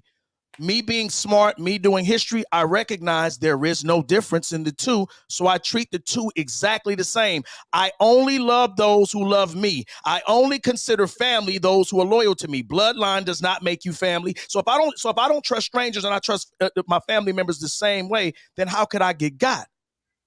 All right, there's many different types of intelligence. All right. Look at Cesare. Look at Cesare Borgia. The person that they wrote Machiavelli after. He was deceived. Like, I mean, Othello was deceived, even though he's a fictitious. Yeah, anybody can be deceived. I agree with you there, so why are you attacking this man's intelligence when we know that anybody can be deceived? Because let me just explain something to you. I lived it. So now let me tell you about the drug thing here in LA. I'm from South Central LA, so I lived it, grew up in it, saw it. I'm gonna give you a story real quick. What I learned from that game, that's why I never really did it. I sold drugs at 11. I sold drugs around 11 and 12. I stopped 11 and 12. I started selling my first drugs now. 30, 40-ish around that time. So but I started selling drugs 11, 12, and then I stopped. And then I sold again 18, strictly because I needed the money, because my parents had good jobs. They weren't screwed up. They just weren't looking out for me, and I wanted to eat. So that was how I started. And let me share something with you. What I learned from that game is you can't trust nobody. Nobody. Not only can you not trust people because they may try to hurt you, some people may screw up unknowingly, just say the wrong thing. I learned in that game you couldn't trust anybody. But let me show you why I knew that game. That game was nothing but what made me not want to sell drugs was the karma. Let me explain. So one time I'm like 10 or 11, right? And I'm growing up with some of my older partners. They like 16. So they selling drugs. I'm not selling drugs at this time. I'm kind of, I'm just hanging around, the older kids I grew up with. So we're at this abandoned house.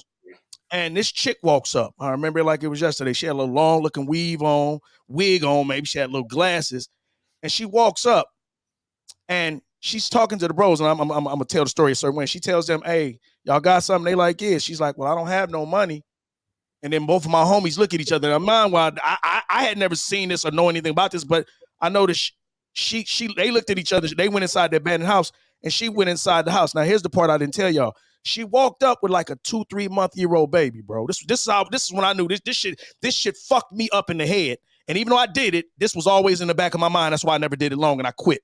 But she walked off and left her baby with me. Now, meanwhile, we didn't get an agreement. She didn't ask me to watch this baby. This chick walks in the house with them niggas. The niggas didn't give a fuck about it. My homies didn't give a fuck about the baby. She didn't give a fuck about the baby. So here this 10-year-old kid, me, sitting outside with this baby. I want to leave. I'm not selling drugs. I'm definitely not doing what they doing in there. But I'm compelled to stay because she left this goddamn baby outside. I'm not going to leave this baby, and I'm not going to go in while they doing what they do. So I literally stayed there to watch the baby. She finished and she came out. She grabbed the baby and she left. I left. That shit, you see, I can remember the story to this day. That shit fucked me up. It fucked with my soul so bad. That's why even when I would do it, I got out. I only did it to eat. And every time I did it, even while I was doing it, that story was that scenario, that picture was always in my mind. And that's one of the reasons why I always said that was some evil shit. So fast forward that thought process, me, to looking at a Franklin or a Ghost or anybody in the communities. Like when people say that bullshit, if I don't sell it, somebody else will. I'm not gonna lie. It takes all my power in me not to slap the shit out of a nigga for telling me some dumbass shit like that. So that means, well, just so if somebody else don't, if you don't rob me, somebody else gonna rob me. So that makes it okay.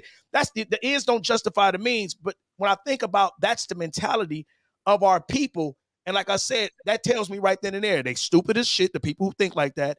And they really don't have souls, because that was the thing that pulled on me. That woman leaving that baby. I'm not going to even get into the times, more weird shit, when the smokers would be sucking dick and there'd be about 4, 5, 10 of us sitting around it, and the smoker is sucking the niggas' dicks. Niggas is get fucking. That shit was weird. When I look at that shit, I'm grown. I'm like, that's weird. A bunch of niggas in the alley with a smoke. I didn't do none of that shit. I wouldn't. I'm young. No, you ain't no woman sucking on me. I'm good. Nigga, this chick, nigga, everybody is sitting here watching niggas get head from this base. This is another scenario. Some niggas is fucking this bitch on the ground. I'm like, that showed you, because even you got to remember when you think about crack was something new. Like, I could say, well, like, we can talk about it now. So everybody who's around now who just came up, they can see movies like Snowfall, Power, and hear stories from people who really lived it. Well, not new to you. So if you're 30, then you started, huh? 30 is 40, I said. But no, listen, just keep up with me. You don't want to give all my information. What I'm saying is this we got to remember. This I know crack. I knew this was diabolical genius. We had never seen anything like that drug. We had never seen it get people hooked like that. We had never had anything in the black community that was making money. Remember, people were getting ridiculously rich. I had an uncle that was ridiculously rich back in the 80s when nobody was ridiculously rich. He was ridiculously rich living up in the hills when niggas wasn't doing it, driving 7, 8 cars, Ferraris, Porsches. This shit was crazy. The money was crazy. So when I looked at how much money it was, and then I looked at all the destruction, and then I looked at how the feds locked everybody up, I was like, that drug was the most diabolical drug I think our generation had ever saw. Okay. I agree. It was our opium, to the Chinese. It was, the alcohol to the Native Americans. It did typhoon its way through the community. I agree with that.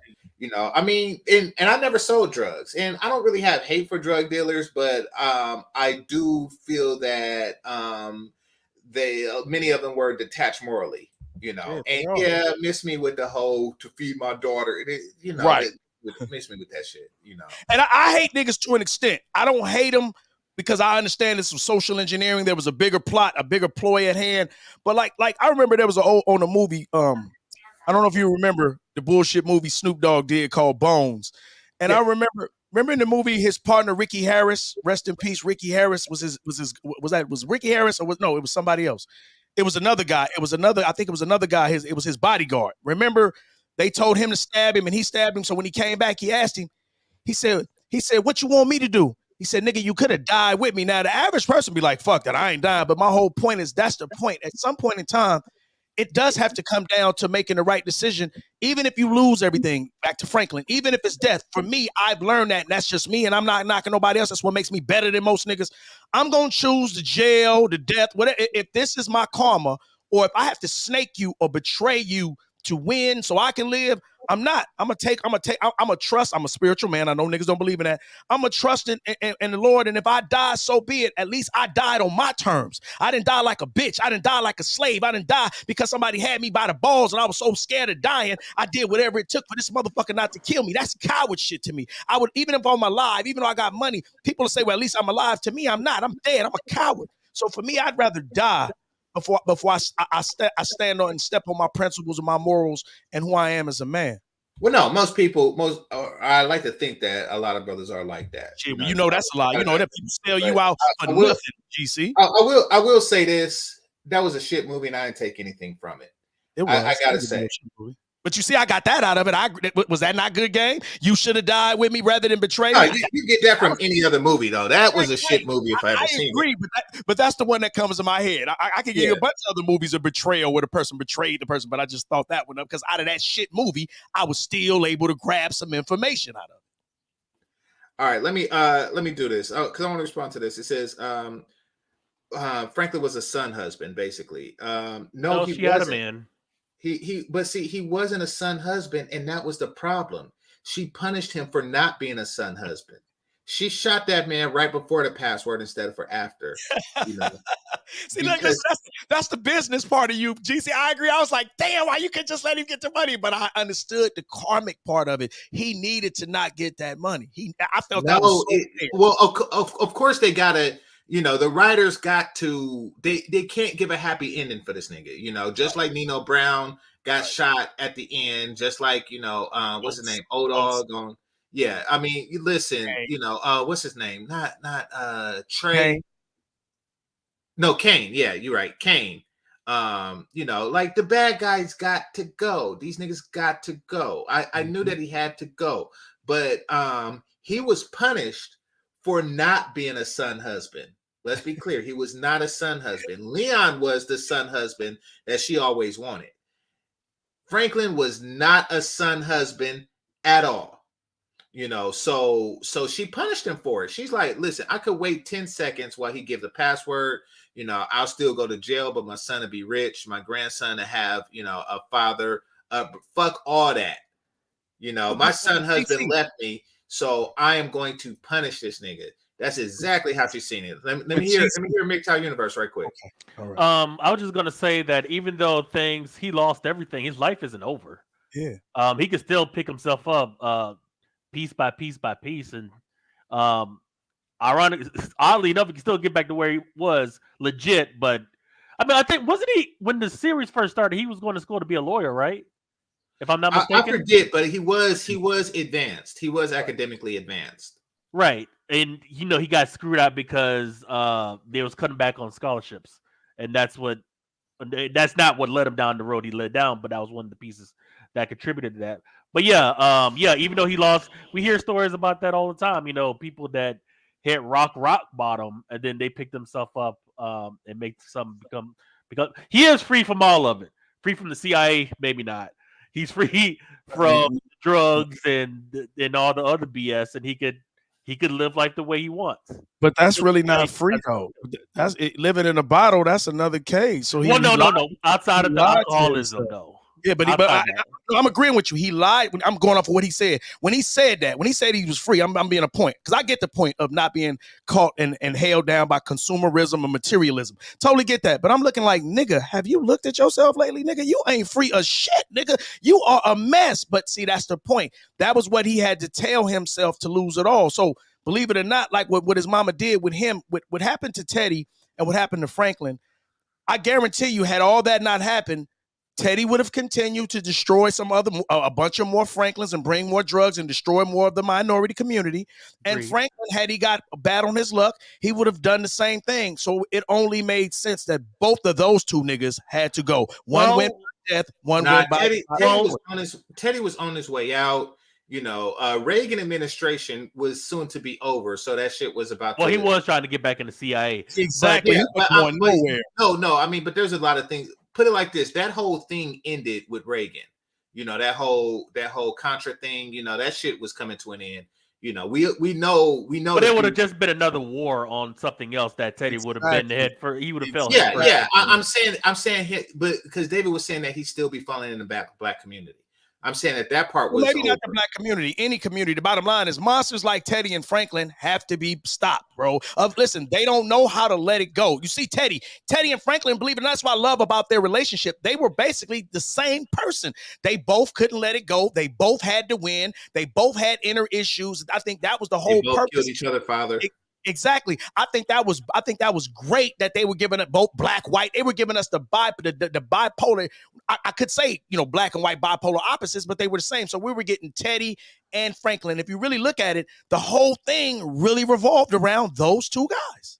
But I disagree, David. I disagree on the part where you said even if he got that $73 million, he paid off that building, and he was going to do the same thing. I disagree with that, because now he had residual money coming in. And he wouldn't have to sell drugs. He was already out until he started getting fucked.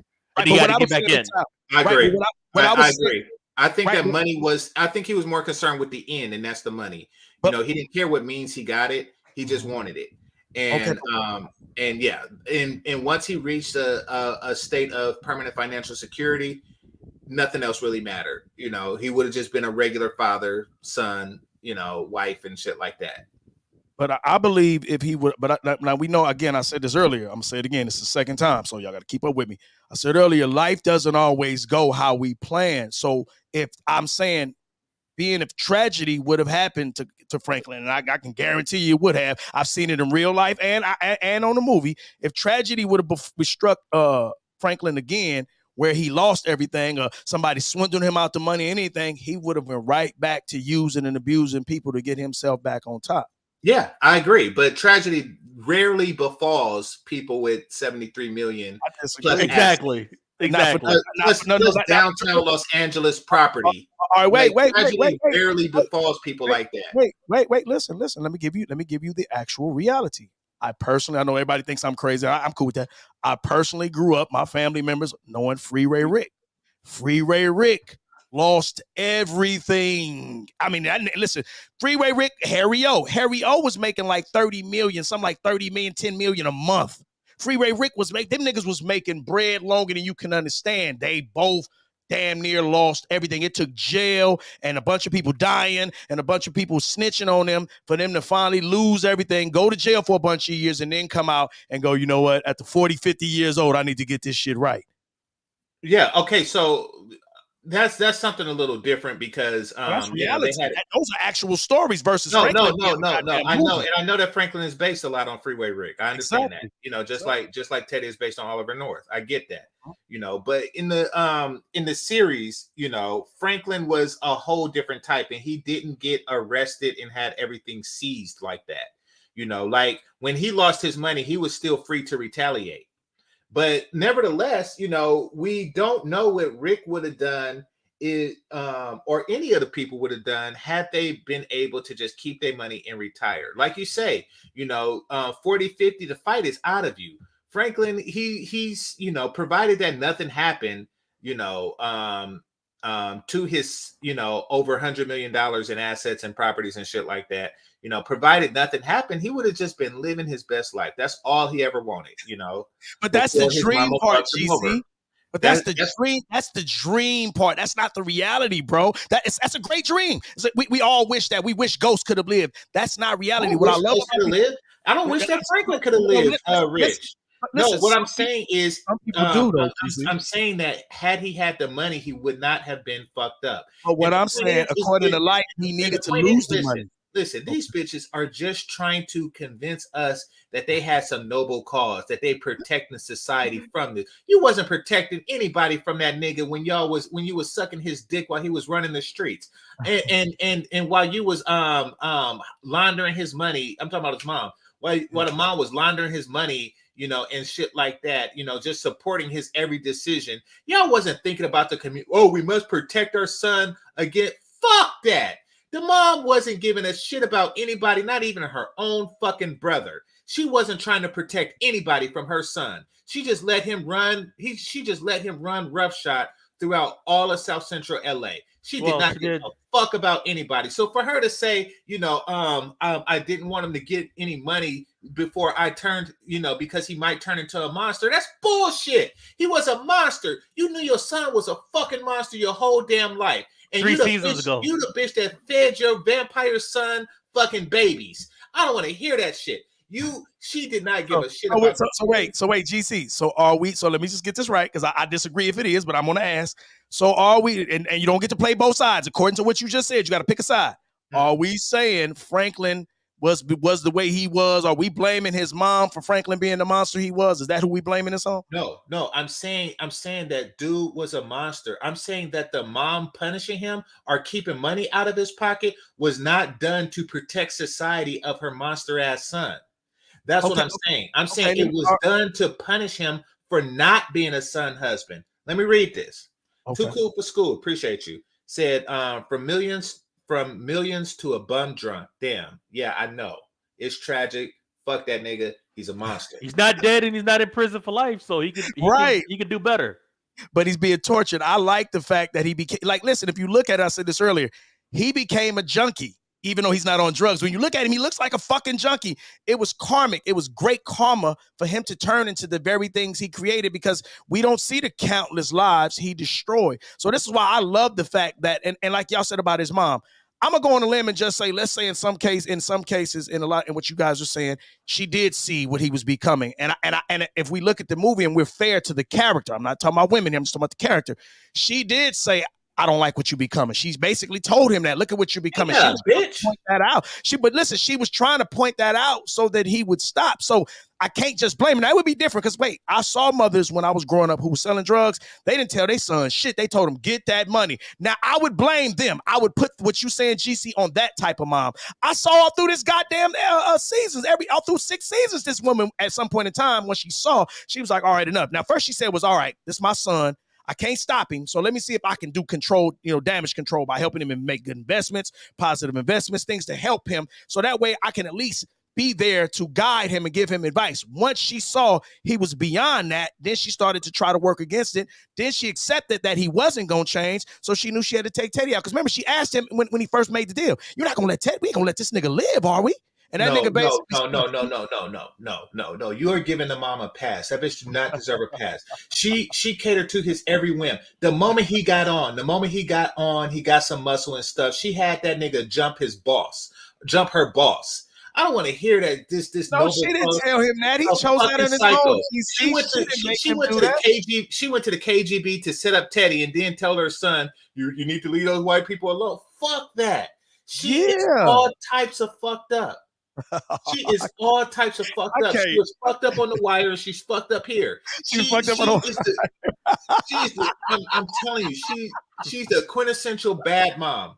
Wasn't she one of the fucked up moms on the New Edition store? Nah, that wasn't her. Oh damn, he gonna put her.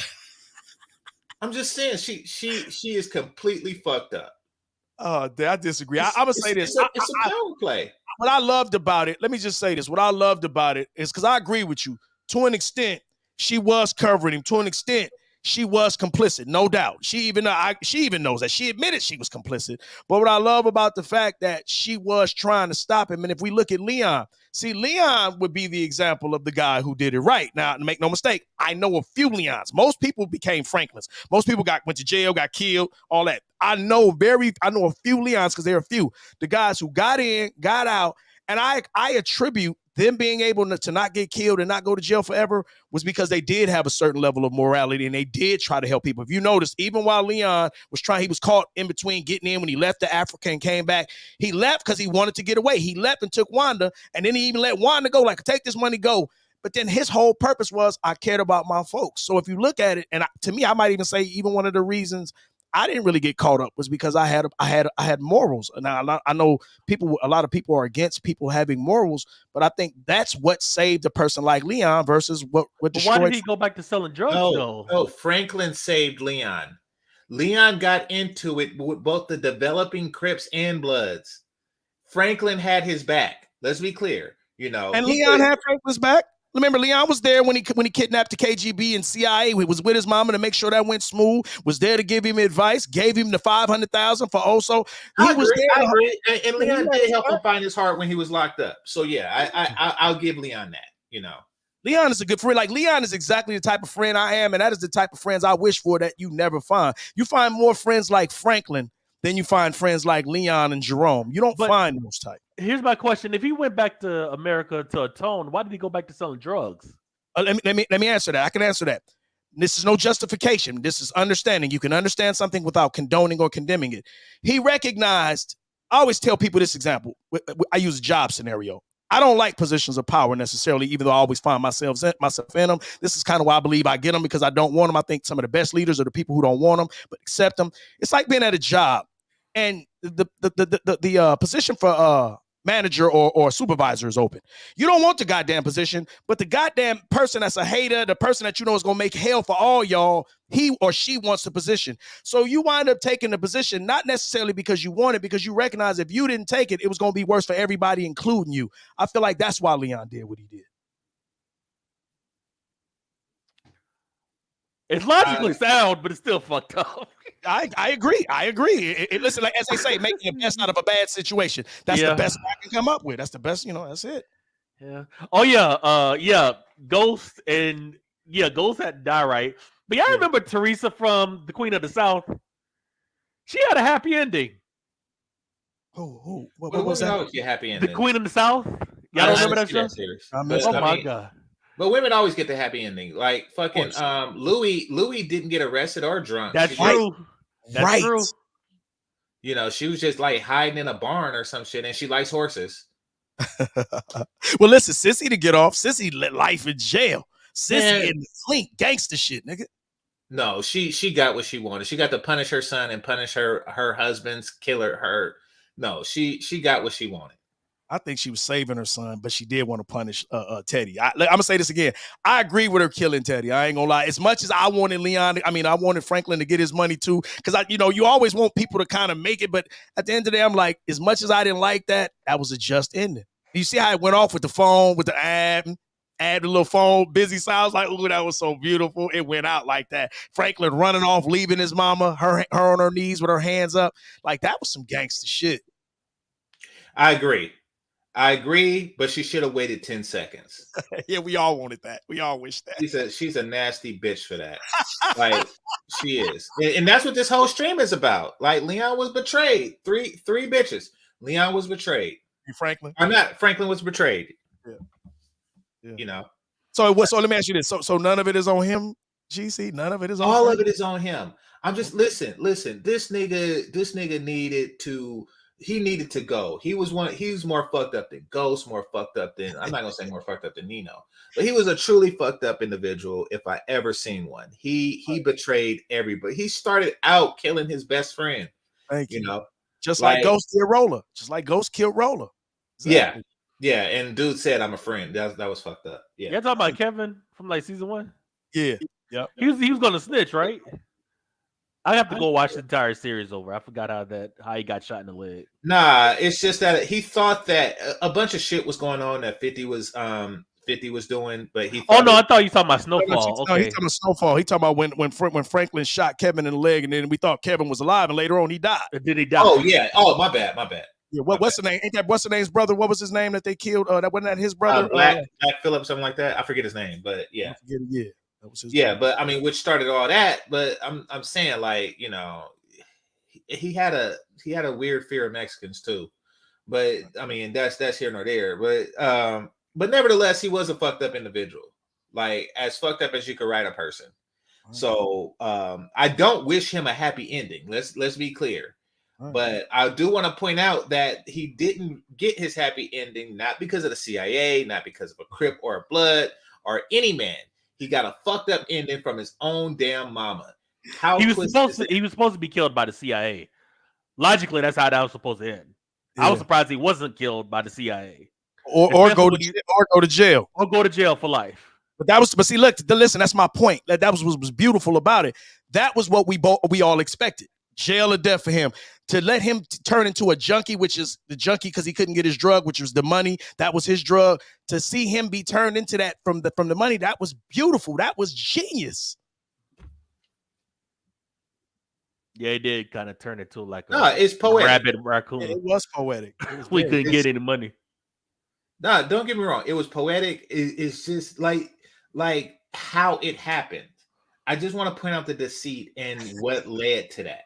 Keep women out your business. That's the moral of the day. It was the mama. It was the mama that did it. It was Louis that did it. It was his wife that did it. And then his wife cleaned him out. Yeah. Yep. And I strongly suspect that she planned on cleaning him out anyway. David, you it's because she choked her. No. She was out making moves. She was out gonna sell the downtown shit without telling him. You know, she probably would have sold the downtown shit and then ran off with more money. What I think when his mom, because remember his mama told him, girl, like basically I think what she was doing was she was with him to see how far he would go. But then once she saw, like, understand this, if I'm dating somebody and this motherfucking woman will throw her daddy under the bus, her mama under the bus, all her friends, I'd be a goddamn fool to think, oh, I'm special, I'm different. I'm gonna start looking sideways and start having my doubts too, because I'm looking at what you did to people who raised you, who you have the same blood, people you claim to love. If you will throw them under the bus, I know goddamn well you'll throw me under the bus. Mm-hmm. Mm-hmm. Yeah. I agree. But the mama's fucked up. Yeah, I just can't blame it on the mama. No, I can't get. I wouldn't do this stream if he had found this same ending any other way. I would not be doing this stream. But I was like, damn, this nigga got it from 3 women, like the worst way. Like he just got it, And all these chicks got simps backing him, whether it's Leon, whether it's Jerome. It's like, God damn, he just could not take a break. He was invincible in every other way, like Samson, like these dudes be invincible in every way, and then some bitch cut his hair. Like, but if I may, but GC, here's the problem. Even with Samson, like, make no mistake. See, I hear you, and I respect your opinion. For me, it's different. Like, I don't see Samson. I don't see Delilah as a threat. Let me explain why. Samson gave her 2 or 3 tests and she proved to him she was a snake. Then this fucking moron, and here's why I blame niggas. I'm different. I'm indifferent with you on this one. Then this moron, Samson, told her the real thing that gave him his strength, as if she would do something different. I blame Samson for that. I blame them both. Listen, a person can protect themselves as much as they want, and they can be laxed in that protection. However, a person, a victimizer is just that. A victimizer is just that. Listen. Yeah. If somebody is walking with their wallet out in a foreign country, yeah, you slipping, but make no mistake, the person that steal your shit, the person that pickpocket you, is the villain. Right. Like, but this wasn't the case. Franklin wasn't an unsuspecting traveler, tourist with his wallet. No. But I'm saying that they all have. I'm saying that exploiting somebody's weakness, I don't blame the person for having that particular weakness. That's all I'm saying. If you a simple dude like in the 1920s or some crap like that, and you just so happen to be walking down Lynchville saying "fuck Whitey" and something happened, it's like, hey, that wasn't the smartest thing to do. Right. But don't make no mistake who the assholes is in this situation. That's how I look at it. I'm about to close down, but go ahead. Let me say this right quick, okay? And like I said, I don't agree with people who are, like I said, ignorance. I had this talk with MOT the other day. When it's ignorance, and I'm not okay in ignorance, because ignorance is if you don't know, not running a red light is illegal. When you get that goddamn ticket, then you'll know, even if you sincerely didn't know that. So I don't necessarily knock ignorance, I knock negligence, because negligence is equivalent to doing the same thing, expecting a different result. You get in a cutthroat business like that, I'm gonna say this again, I learned this from watching it. You get in a cutthroat business like that, you're supposed to know not to trust anybody. Now, I disagree with you, even though I believe those people he was working with, for most parts, he could trust them till he got greedy. But my whole point is, if he was truly smart, and he was true, like I did this as a kid, if he was truly smart, as we say, he should have evaluated that game he was in and recognized he couldn't trust anyone. What he should have did was, he was in over his head. This is why you don't get in games when you don't know. When I have conversations with people, but one of my angles of Art of War, I never choose a conversation that I can't win. If I can say, I don't like to say win, but I mean provide righteousness, provide insight and understanding. I don't have conversations that I know I can't win. I choose battles I know I can win. That's smart. All right. I see that. He definitely won more than most until he lost. But I do get where you're going with that. All right. He missed it. MGTOW Universe. Yeah. I do think, when you're in a game like the drug game, he played it all right until he let women in the business. I agree with David. He was one hell of a simp. He fucked up when he kept his money in that bank with that Teddy set him up with. That was his first big mistake. Right. And then everything was good until Louis went behind his back, and then his wife cleaned him out. He is culpable. He is partially responsible. Let's not forget the mother. Yes. Killing the messenger at 11:59. Yes. But I do there. But the positive side to all of this, that yes, he's a drunk. Yes, he's lazy, but he can still pick himself up. He's not dead and he's not in prison, because that's what's supposed to happen. That's what happens 99 times out of 100. That's what's supposed to happen. I went into that last episode like, okay, well, how is Franklin going to die? Right. That's what I expected.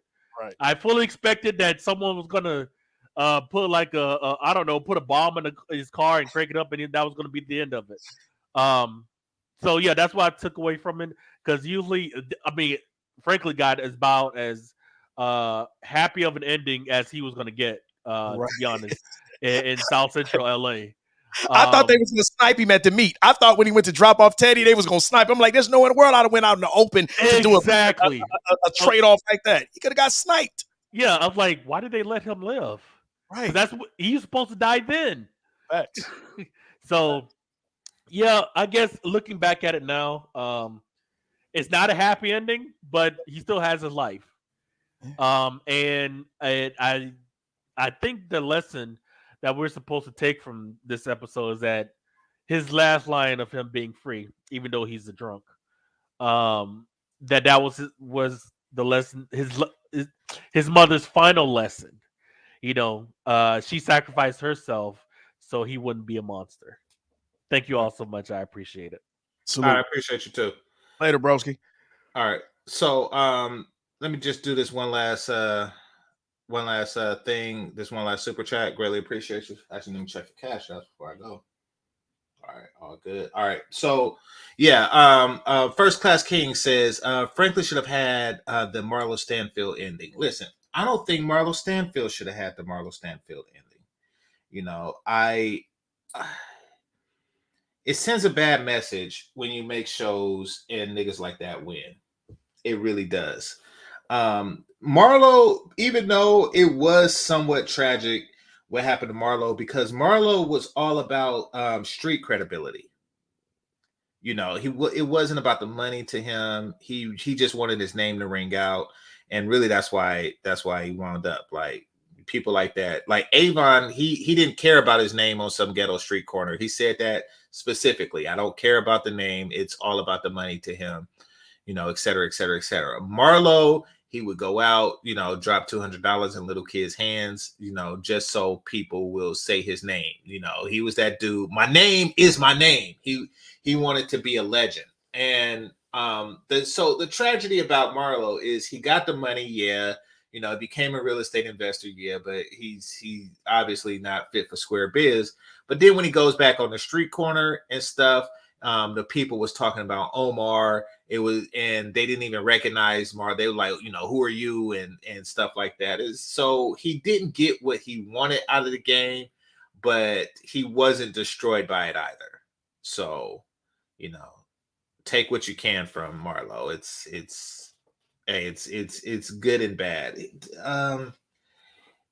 Also, I'm gonna say this, and this is spoiling The Wire, I know, but shit, it ended in like 2006. So if you haven't seen it yet, you're not gonna see it. But thing about Marlo was that he was more lucky than good. He found himself in a series of fortunate events, like right before Avon was about to come and get him. Avon gets arrested. He just always right place, right time. So anyway, I'm not gonna get too much into that because The Wire is a whole different animal. Maybe I'll start doing some stuff on that. But with that, I want to thank the Cash Apps and Super Chats. Special thanks to Danica, managers and moderators, those who are listening silently, and those who participate in the chat. Make sure you hit that like and subscribe button before you head out. This is GameChanger 00100. Game over. Peace.